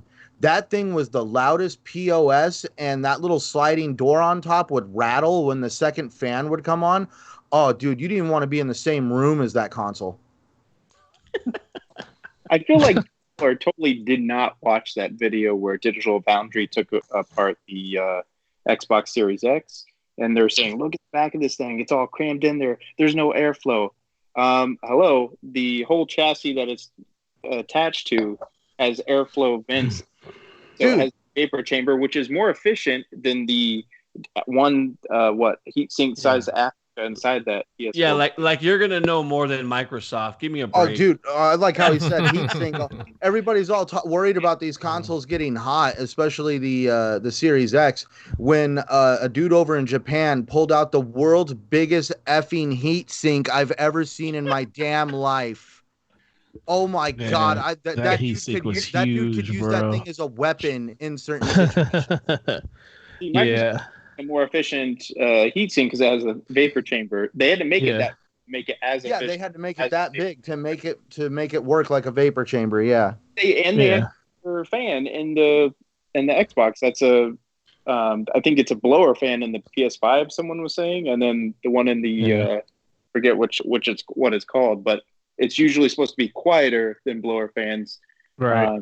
And better or like more efficient. But I think it's shockingly. I think it's safe to say that we're gonna get an amazing piece of technology for $500. Oh, dude! I just tell people to stop putting their systems in their closet. and they'll be fine. That's I got so agitated looking at those because me being a person that plays a lot on PC and on console, I get it. It's like it to me it makes it's like fundamentally it just makes sense in my mind. When I first saw, like when we all first saw the design of the Series X in December at the Video Game Awards, a lot of people were like, "Man, I don't know how I feel about the design." I said day one, I'm good with it because that design is all about functionality over style. They are going for a functionality look for the system because they just want to make sure the system is cool, and they're throwing a bunch of stuff in there that's going to literally push the boundaries. And what happens when you cram a lot of components into a small form factor case? It gets hot. And when it gets hot, you have to do something to cool it. And guess what? If you look at anybody that doesn't know, you can go to Xbox's media page on Xbox Wire, click on it, and there's a whole bunch of trailers there that show you exactly how the system is being cooled through video for people that just can't pay attention. So you literally watch all the air get sucked across all of the components and gets dispelled through the top. That's how it works. Air that goes in that's cold to room temperature gets hot as it goes across all the components. That's how you cool components. And it gets dispelled through the top. It's simple. Listen, this just in, guys, breaking.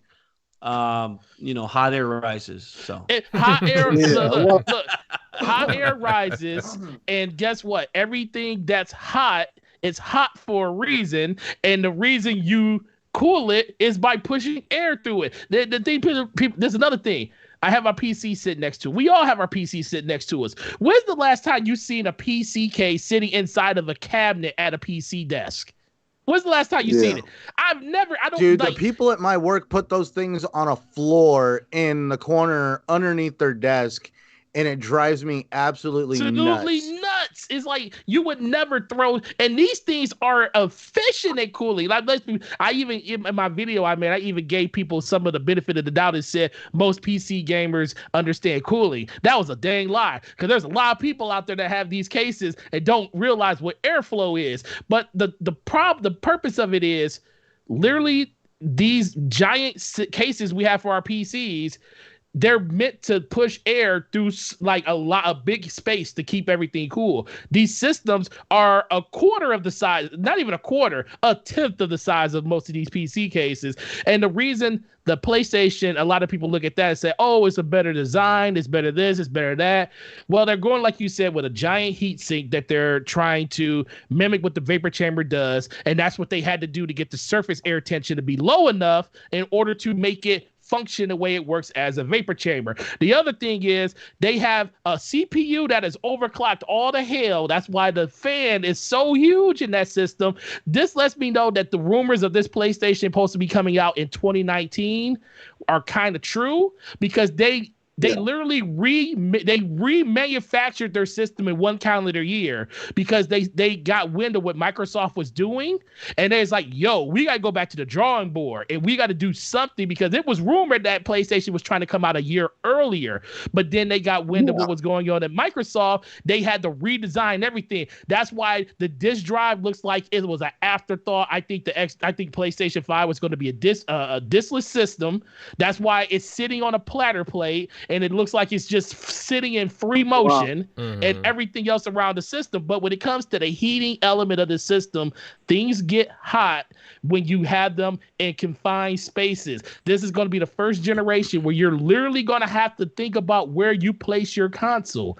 Don't put it in a dark corner where it's getting suffocated, like I saw all of these people on YouTube doing, with the exception of people like Tom Warren and them that actually had it sitting on a desk where it looks like it could just breathe wherever you put it at.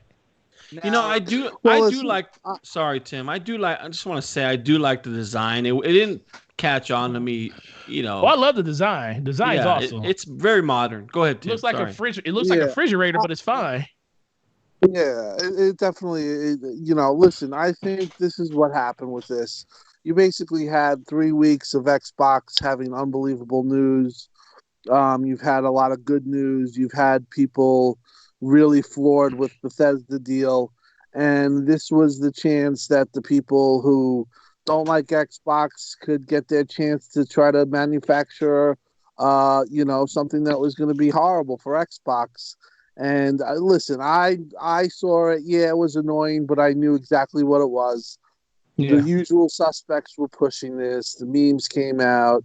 Anybody that was really, that has an understanding of this, Jez, Gaming Forte, Tom Warren, people understanding thermodynamics, of how this stuff works, and knowing Xbox and how they would never make the same mistake twice in the 360 era.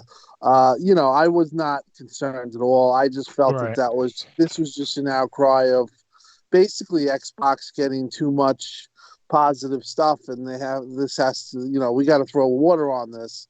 And it was definitely overblown. It's not going to be an issue. This is going to be tested. It'll be tested by Digital Foundry. They'll have some, I think everything is going to come out. Like I told everyone, you just wait for the professionals to really test it before, if you're really worried about this. Obviously, you have to use your head. You don't throw a blanket, a towel under it, or you don't throw it in the corner. You don't put it in the suffocating spot. You use your best common sense when you put the system where you're going to put it. And as far as the rumors of the 2019, I think that is definitely true. I've heard from many people that are in the know, people that have direct knowledge of Xbox and stuff like that. They think that the 2019, and a lot of people think the 2019 rumor or that rumor is true. And I think that you'll really know when this rumor is true when it comes apparent that one is RDNA full RDNA 2 and the other isn't, because you'll see that one has a full feature set and the other doesn't, and the simple reason why is because one was manufactured a lot earlier. It is still a rumor. Nobody has said that it's definitely, it's just, people have, I've talked to many people, journalists, people that have, a really good idea of this stuff, and they think that that's true.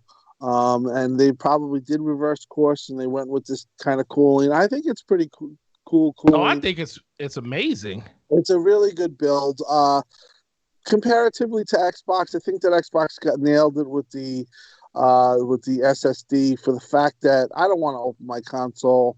I can and I will do it if I have to. But for the general consumer, I mean, listen, Gaming Forte, how are you going to explain that to a customer? Exactly. Exactly. I'm gonna provide a service to them for $59.99 to put their hard drive in for them. Right. Or I'll be like, here's my phone number. Call me. Honestly, that's something that you're gonna have to deal with. You're gonna have to. People don't even know how to change a PS4 hard drive, and it's simple. Yeah, exactly. So overall, like I said, the whole heating thing was just overblown. We know everything at this time gets overblown.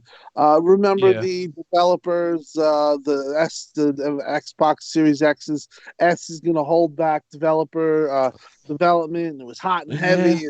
We're not talking about it now. Nobody thinks we're talking about it. So and you see that system's doing 120 on Falconeer and all this stuff. So it's just all pre-launch banter, and you'll get more of it.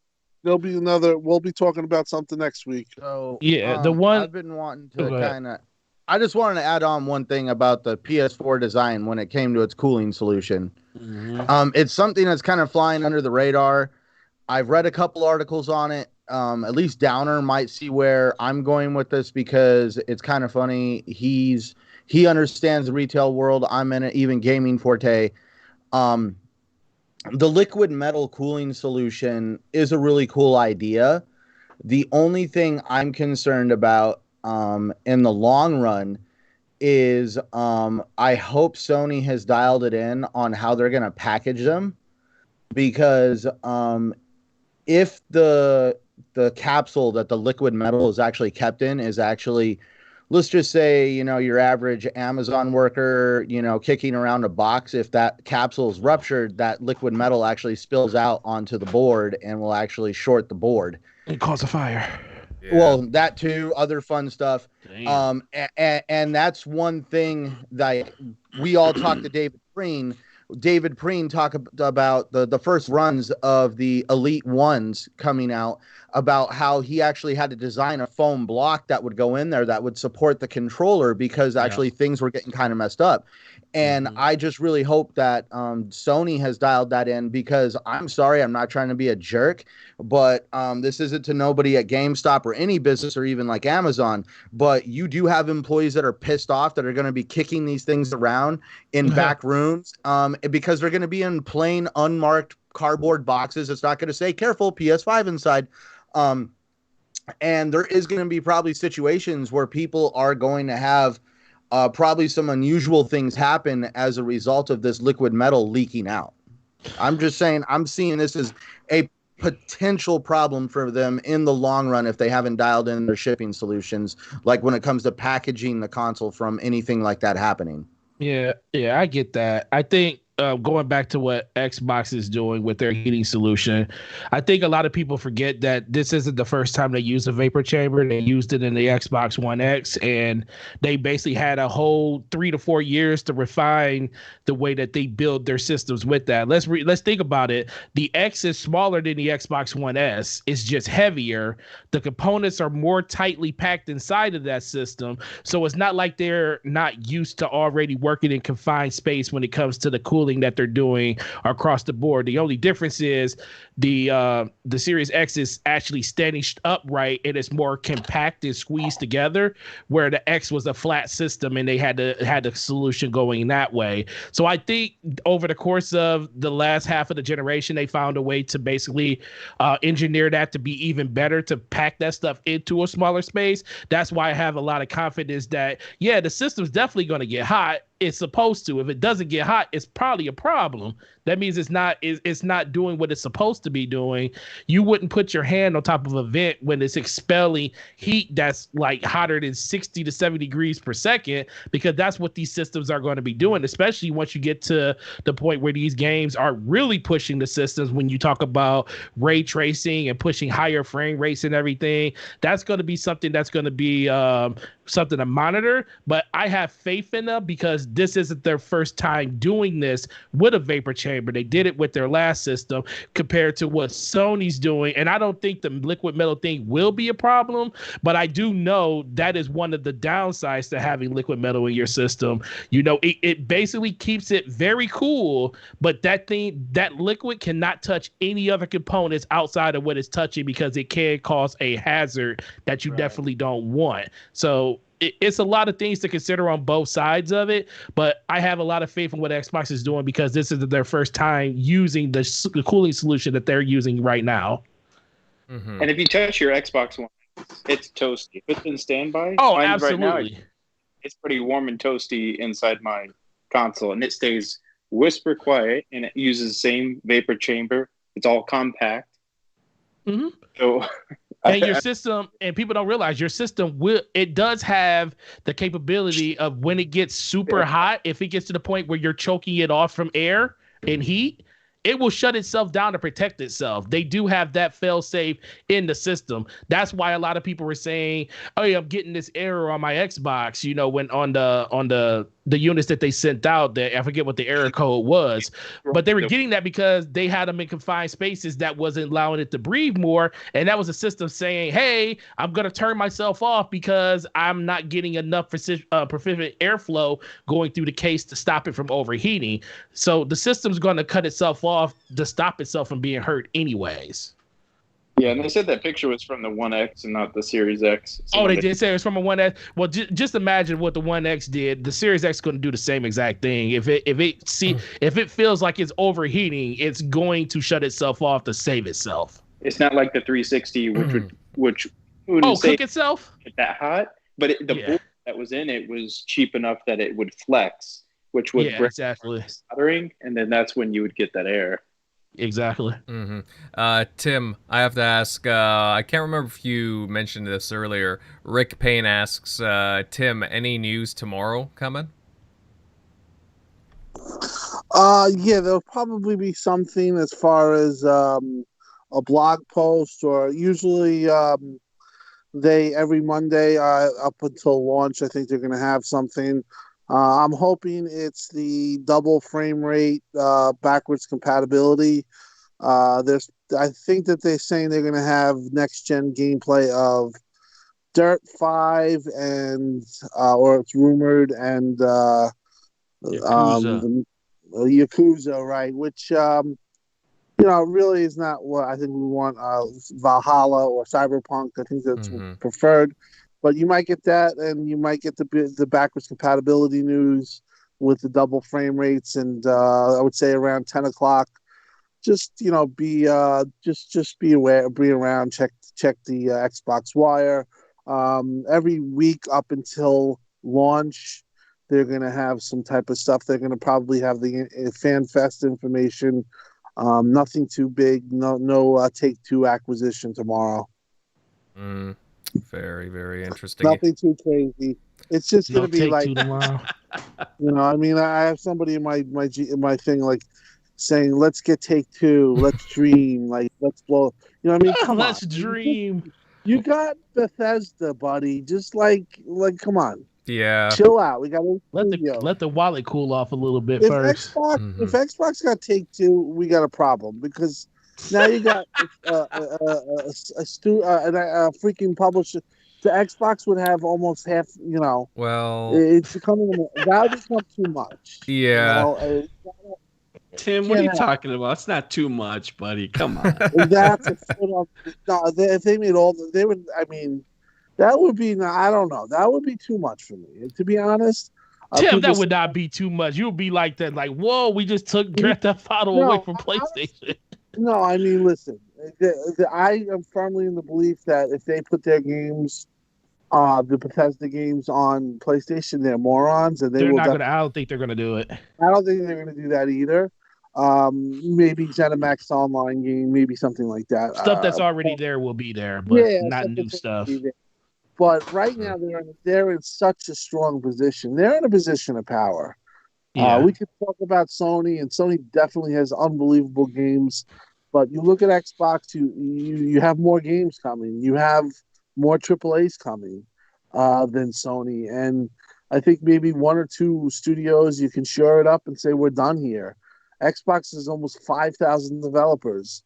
Listen, I just don't think you can get to the point where if you keep buying up studios and you make it exclusive, you just run the risk of just being, the worst thing that could happen as a fan is like, let's say Xbox did buy Take-Two, and then Google got pissed off and they bought Ubisoft. And then, another third party gets snatched up by Amazon. You don't want your games exclusively all over like that. You kind of want the third party presence there. It's a great thing that they're, Well, it's a good thing. It's nice to have. I was just saying it's a good thing that Microsoft Studios did come in, though, with Bethesda, because apparently EA was trying to get involved in that. And I don't know. I think I'd rather have Microsoft get ZeniMax and EA any day. So, yeah. Well, I know there were definitely suitors, but I've heard that the people like Todd Howard and big people at ZeniMax and Bethesda wanted Xbox, and they actually reached out to some people at Xbox when the deal was being done, and made sure people staying and stuff like that. Like, if it was EA, I don't think that would be good. I think the Xbox is a great destination for them. And again, we talk about this 3 weeks later. it's the move that made Xbox gonna lose MPD the first 2 months or 3 months because they're allocating all their consoles globally. They're not putting most of them in one area. They're doing that, but I could definitely see Xbox really gaining momentum this gen. And I think Gaming Forte talked about it. There's going to come a time. It's like when I talk to people at Xbox and we talk about stuff like this. This is when the time comes when the father of Timmy and the mommy of Jimmy or whatever, they know what Game Pass is and they can conceive of what that happens and how that's all a kid will need.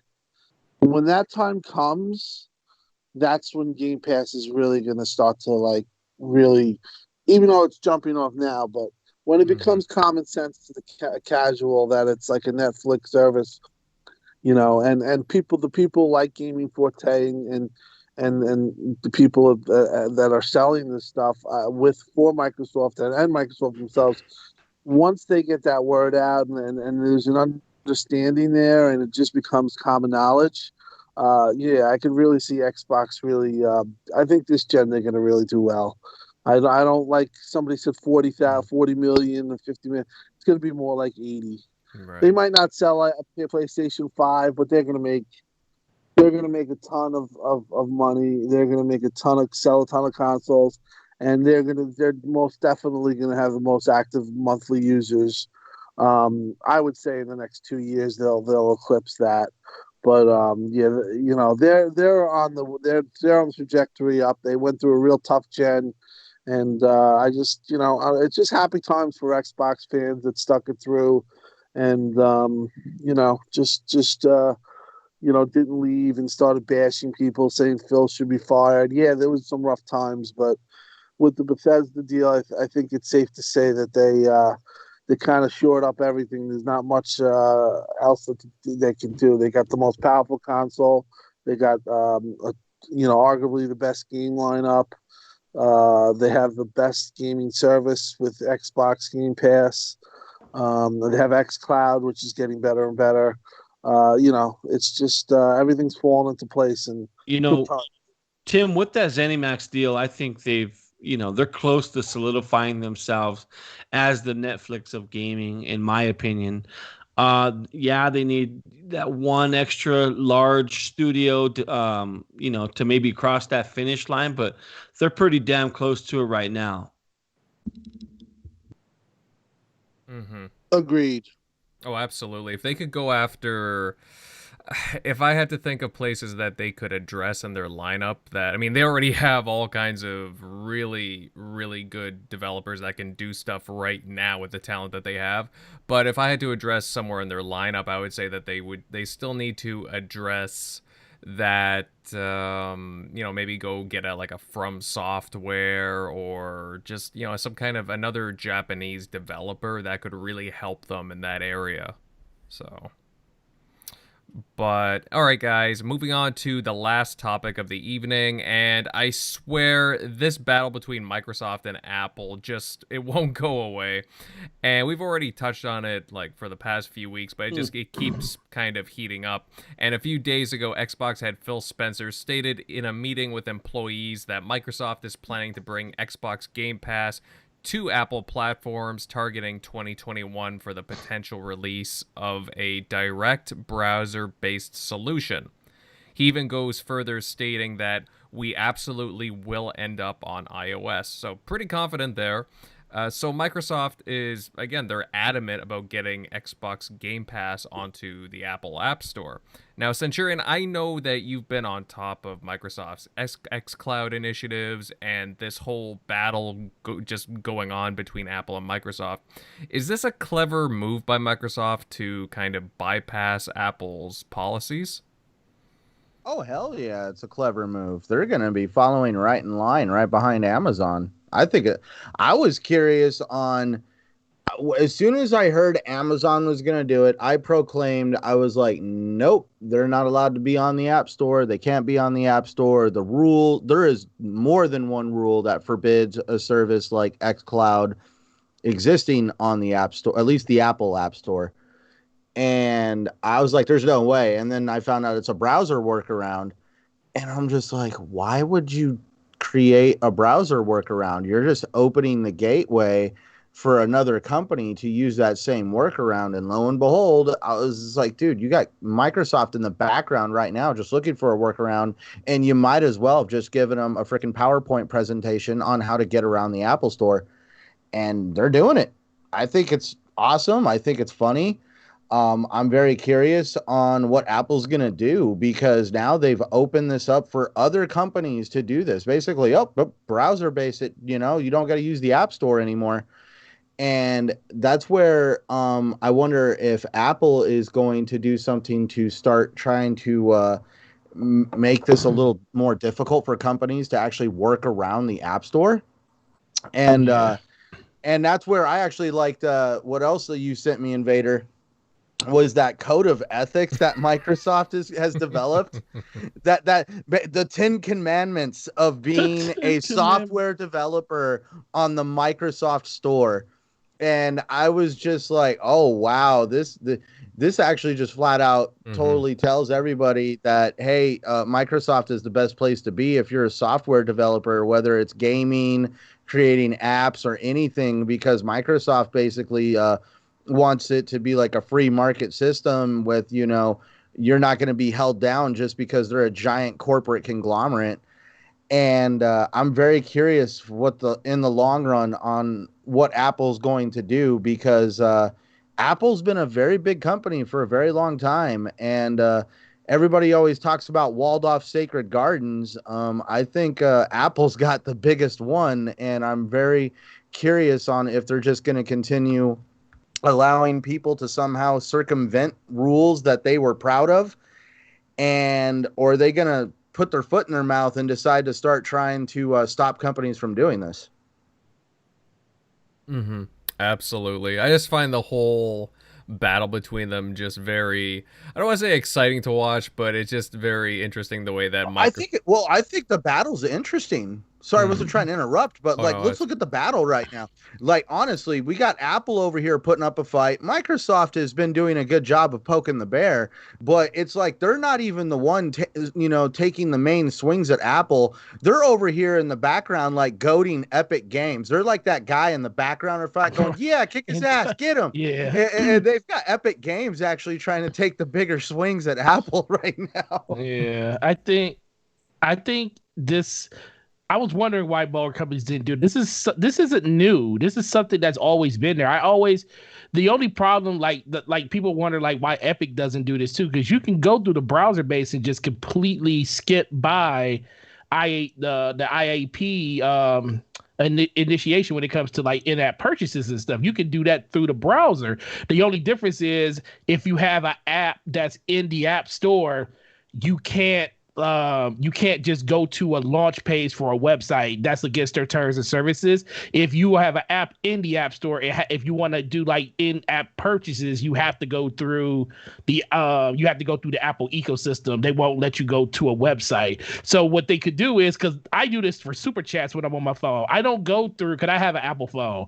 I go through the browser. I'll log in through the browser. It's extra work for me, but I'd rather the person that I'm super chatting, YouTube already takes the 30%. I don't want Apple to take another 30% on top of that. So that's like of my $5, the person I'm super chatting to is only getting $2 or $1. I never thought about that. The 30% gets double stacked twice. It gets double I never thought twice. about that. Yeah, so when I super chat through my phone, I go to the browser and do it. Like I'll pull up Chrome on my phone, go log into my YouTube account, turn on desktop mode, and literally just super chat that way. That way, only YouTube gets the 30% because you're doing it through the browser. That's like a nice little life hack that for anybody that doesn't know. The only difference is Apple just makes it easy for you because all you got to do is double tap the side of your phone and it automatically charges for the super chat. You don't have to do anything. It's all about, ease of use, and that's what Apple's going after. That's why Microsoft with this workaround is genius, because if you're doing it browser based, you're basically doing it like Stadia does it on any browser. And now it doesn't have to be behooved to any just phone. It could be Chromebooks. It could be anything that has a browser based function, which is pretty much every piece of technology you can have xCloud on. So it's not going to just stop there. But yeah, that's a nice little life hack if you guys didn't know that. They double stack it. So Apple takes 30%, YouTube takes 30%. So that means 60%. No. That means 60% of your $5, which is like $4 of it, is going somewhere that you don't want it to go. So do it through the browser next time. This is the best thing to do. Even if you still want to watch through YouTube, like the YouTube app itself, because that's the more enjoyable experience, just log into Google, your YouTube account on the browser, just when you want to super chat. And when you want to super chat, just switch and super chat real quick, then go back to the browser. And then all your money goes to the person you wanted to go to, minus the 30% that YouTube takes. Because this is something that a lot of people have been doing for a while. It just hasn't caught on, with the bigger people yet. Thanks for telling us, Invader. Good job. Yeah, no worries, Jeremy. No worries. Just thought it, But yeah, just an interesting little battle going on between Microsoft and Apple. I like seeing Microsoft getting creative like this. Obviously, Amazon caught on, and probably more companies will as well. Just yeah, I'm really having a fun time just watching this happen with them. But yeah, just an interesting little bit of news that keeps popping up. It's always entertaining. But I think on that note, guys, after we're all said and done, we will start to head off now and get to the intros. But honestly, just a really fun and informative chat tonight. We touched on Microsoft and GameStop forming a business partnership, Xbox Fan Fest going digital, and just so much more going on in the industry. And I gotta say a big thank you to everyone that tuned in and joined us tonight. Lots of activity in the chat as per usual. Love the positivity, fellas. And also don't forget to drop a like for the show, share it out, and subscribe to keep up to date on all TXR shows. Now let us get to the outro, starting with our guest, Gaming Forte. Bud, it was a wonderful time having you on again. It's been way too long. Where can everybody find you at? Oh man! First of all, it's always great being here with you guys. I like listening to you guys on all the different places you guys are, from here on Twitter, just going back and forth, and Tim on RDX. It's always a great time listening to all you guys. But outside of that, it's Gaming Forte everywhere: YouTube and Twitter, Xbox Live, PlayStation Network. So if you want to get down and play some games or just have conversation about the stuff that's going on, hit me up there. We got the Damage Per Second podcast, DPS podcast, every Tuesday, 9 p.m. And definitely you're probably going to go to RDX first, but come check us out after RDX, of course. And Brat podcast every Wednesday night, 9 p.m. on Enrique Basement Radio Arcade podcast. So check us out there too. You guys have a great week, man. Really appreciate the invite. Oh, of course, buddy. You're always on the list of people to call, so we definitely want to get you on sometime again in the near future. Appreciate it. Of course. Now, moving on to the TXR regulars, I'll start off with Centurion, but very insightful chat, good stuff. Where can everybody follow you? Oh, yeah, it was another great TXR episode, man. I had fun tonight. Anybody interested, be sure to follow me at Centurion1307 on YouTube, Twitter, and Xbox Live. I also kick it right here every Sunday night on TXR, and you can find me on the Shop Podcast with PTK Blam and the rest of the crew every Saturday night. And be sure to like and subscribe everyone else here, because they are all amazing individuals, including our guest, Gaming Forte. Appreciate it. Yeah, definitely. I highly recommend checking out his content. There is links below to Gaming Forte and his channel, so definitely subscribe to him for some really good videos. All right, next up, Tim. Awesome show tonight. Where can everybody find you at, bud? You find me xCloud Tim Dog on Twitter. Great show. Gaming Forte killed it. He was on fire tonight with a lot of really good stuff that really added to the show. Happy to have him. on the show. Great show. TXR really coming in good. We've been playing. The only thing I've been playing, you didn't ask. I played, finished Mafia, the definitive edition, and I have to say, excellent game. Story is like 9 out of 10. Gameplay is like maybe an 8 out of 10, but overall, I give it a 9 out of 10. Just unbelievable graphics and worth the money, that trilogy. Other than that, see you next week. Great show and great people. Awesome, buddy. Yeah. Actually, I can vouch for Mafia Definitive Edition as well. Beat it recently. I should have a review up for that, hopefully within the next week. Good game. Definitely a good game. Jeremy. Definitely great show tonight, bud. Loved a lot of the input that you put in. Where can everybody follow you? Yeah, first off, Gaming Forte, thanks for showing up, man. Appreciate the commentary. Good job. You could find me on Xbox at Downer Space J. You could also find me on Twitter, and that's going to be Lone Master Who 07. And you can find me on the PlayStation Network. It's Green Knight 07. All right, gentlemen, appreciate your time. It was a great show, and we'll see you next week. Thanks to all the people in chat and everybody out. Peace. Totally. Moving on. Eric Shockley. Hey, some good, definitely some good commentary, buddy. Where can everybody follow you? Yep, like always, you can find me at Shock Nero on Twitter, Easy Shock on Xbox Live. But yeah, good show today. Good topics. See you later. All right, short and sweet. And of course, Megatron, he was here earlier, but he had to take off early. You can find all his information down below in the description. And I'm Invader. You guys can follow my content on YouTube over at Invader Gaming. And of course, I'm on Twitter at Invader_1986. Fantastic show tonight, guys, and we cannot wait to talk to you all next Sunday. Hopefully there'll be more news to follow throughout this next coming week. We will catch you later, guys. Have a good one.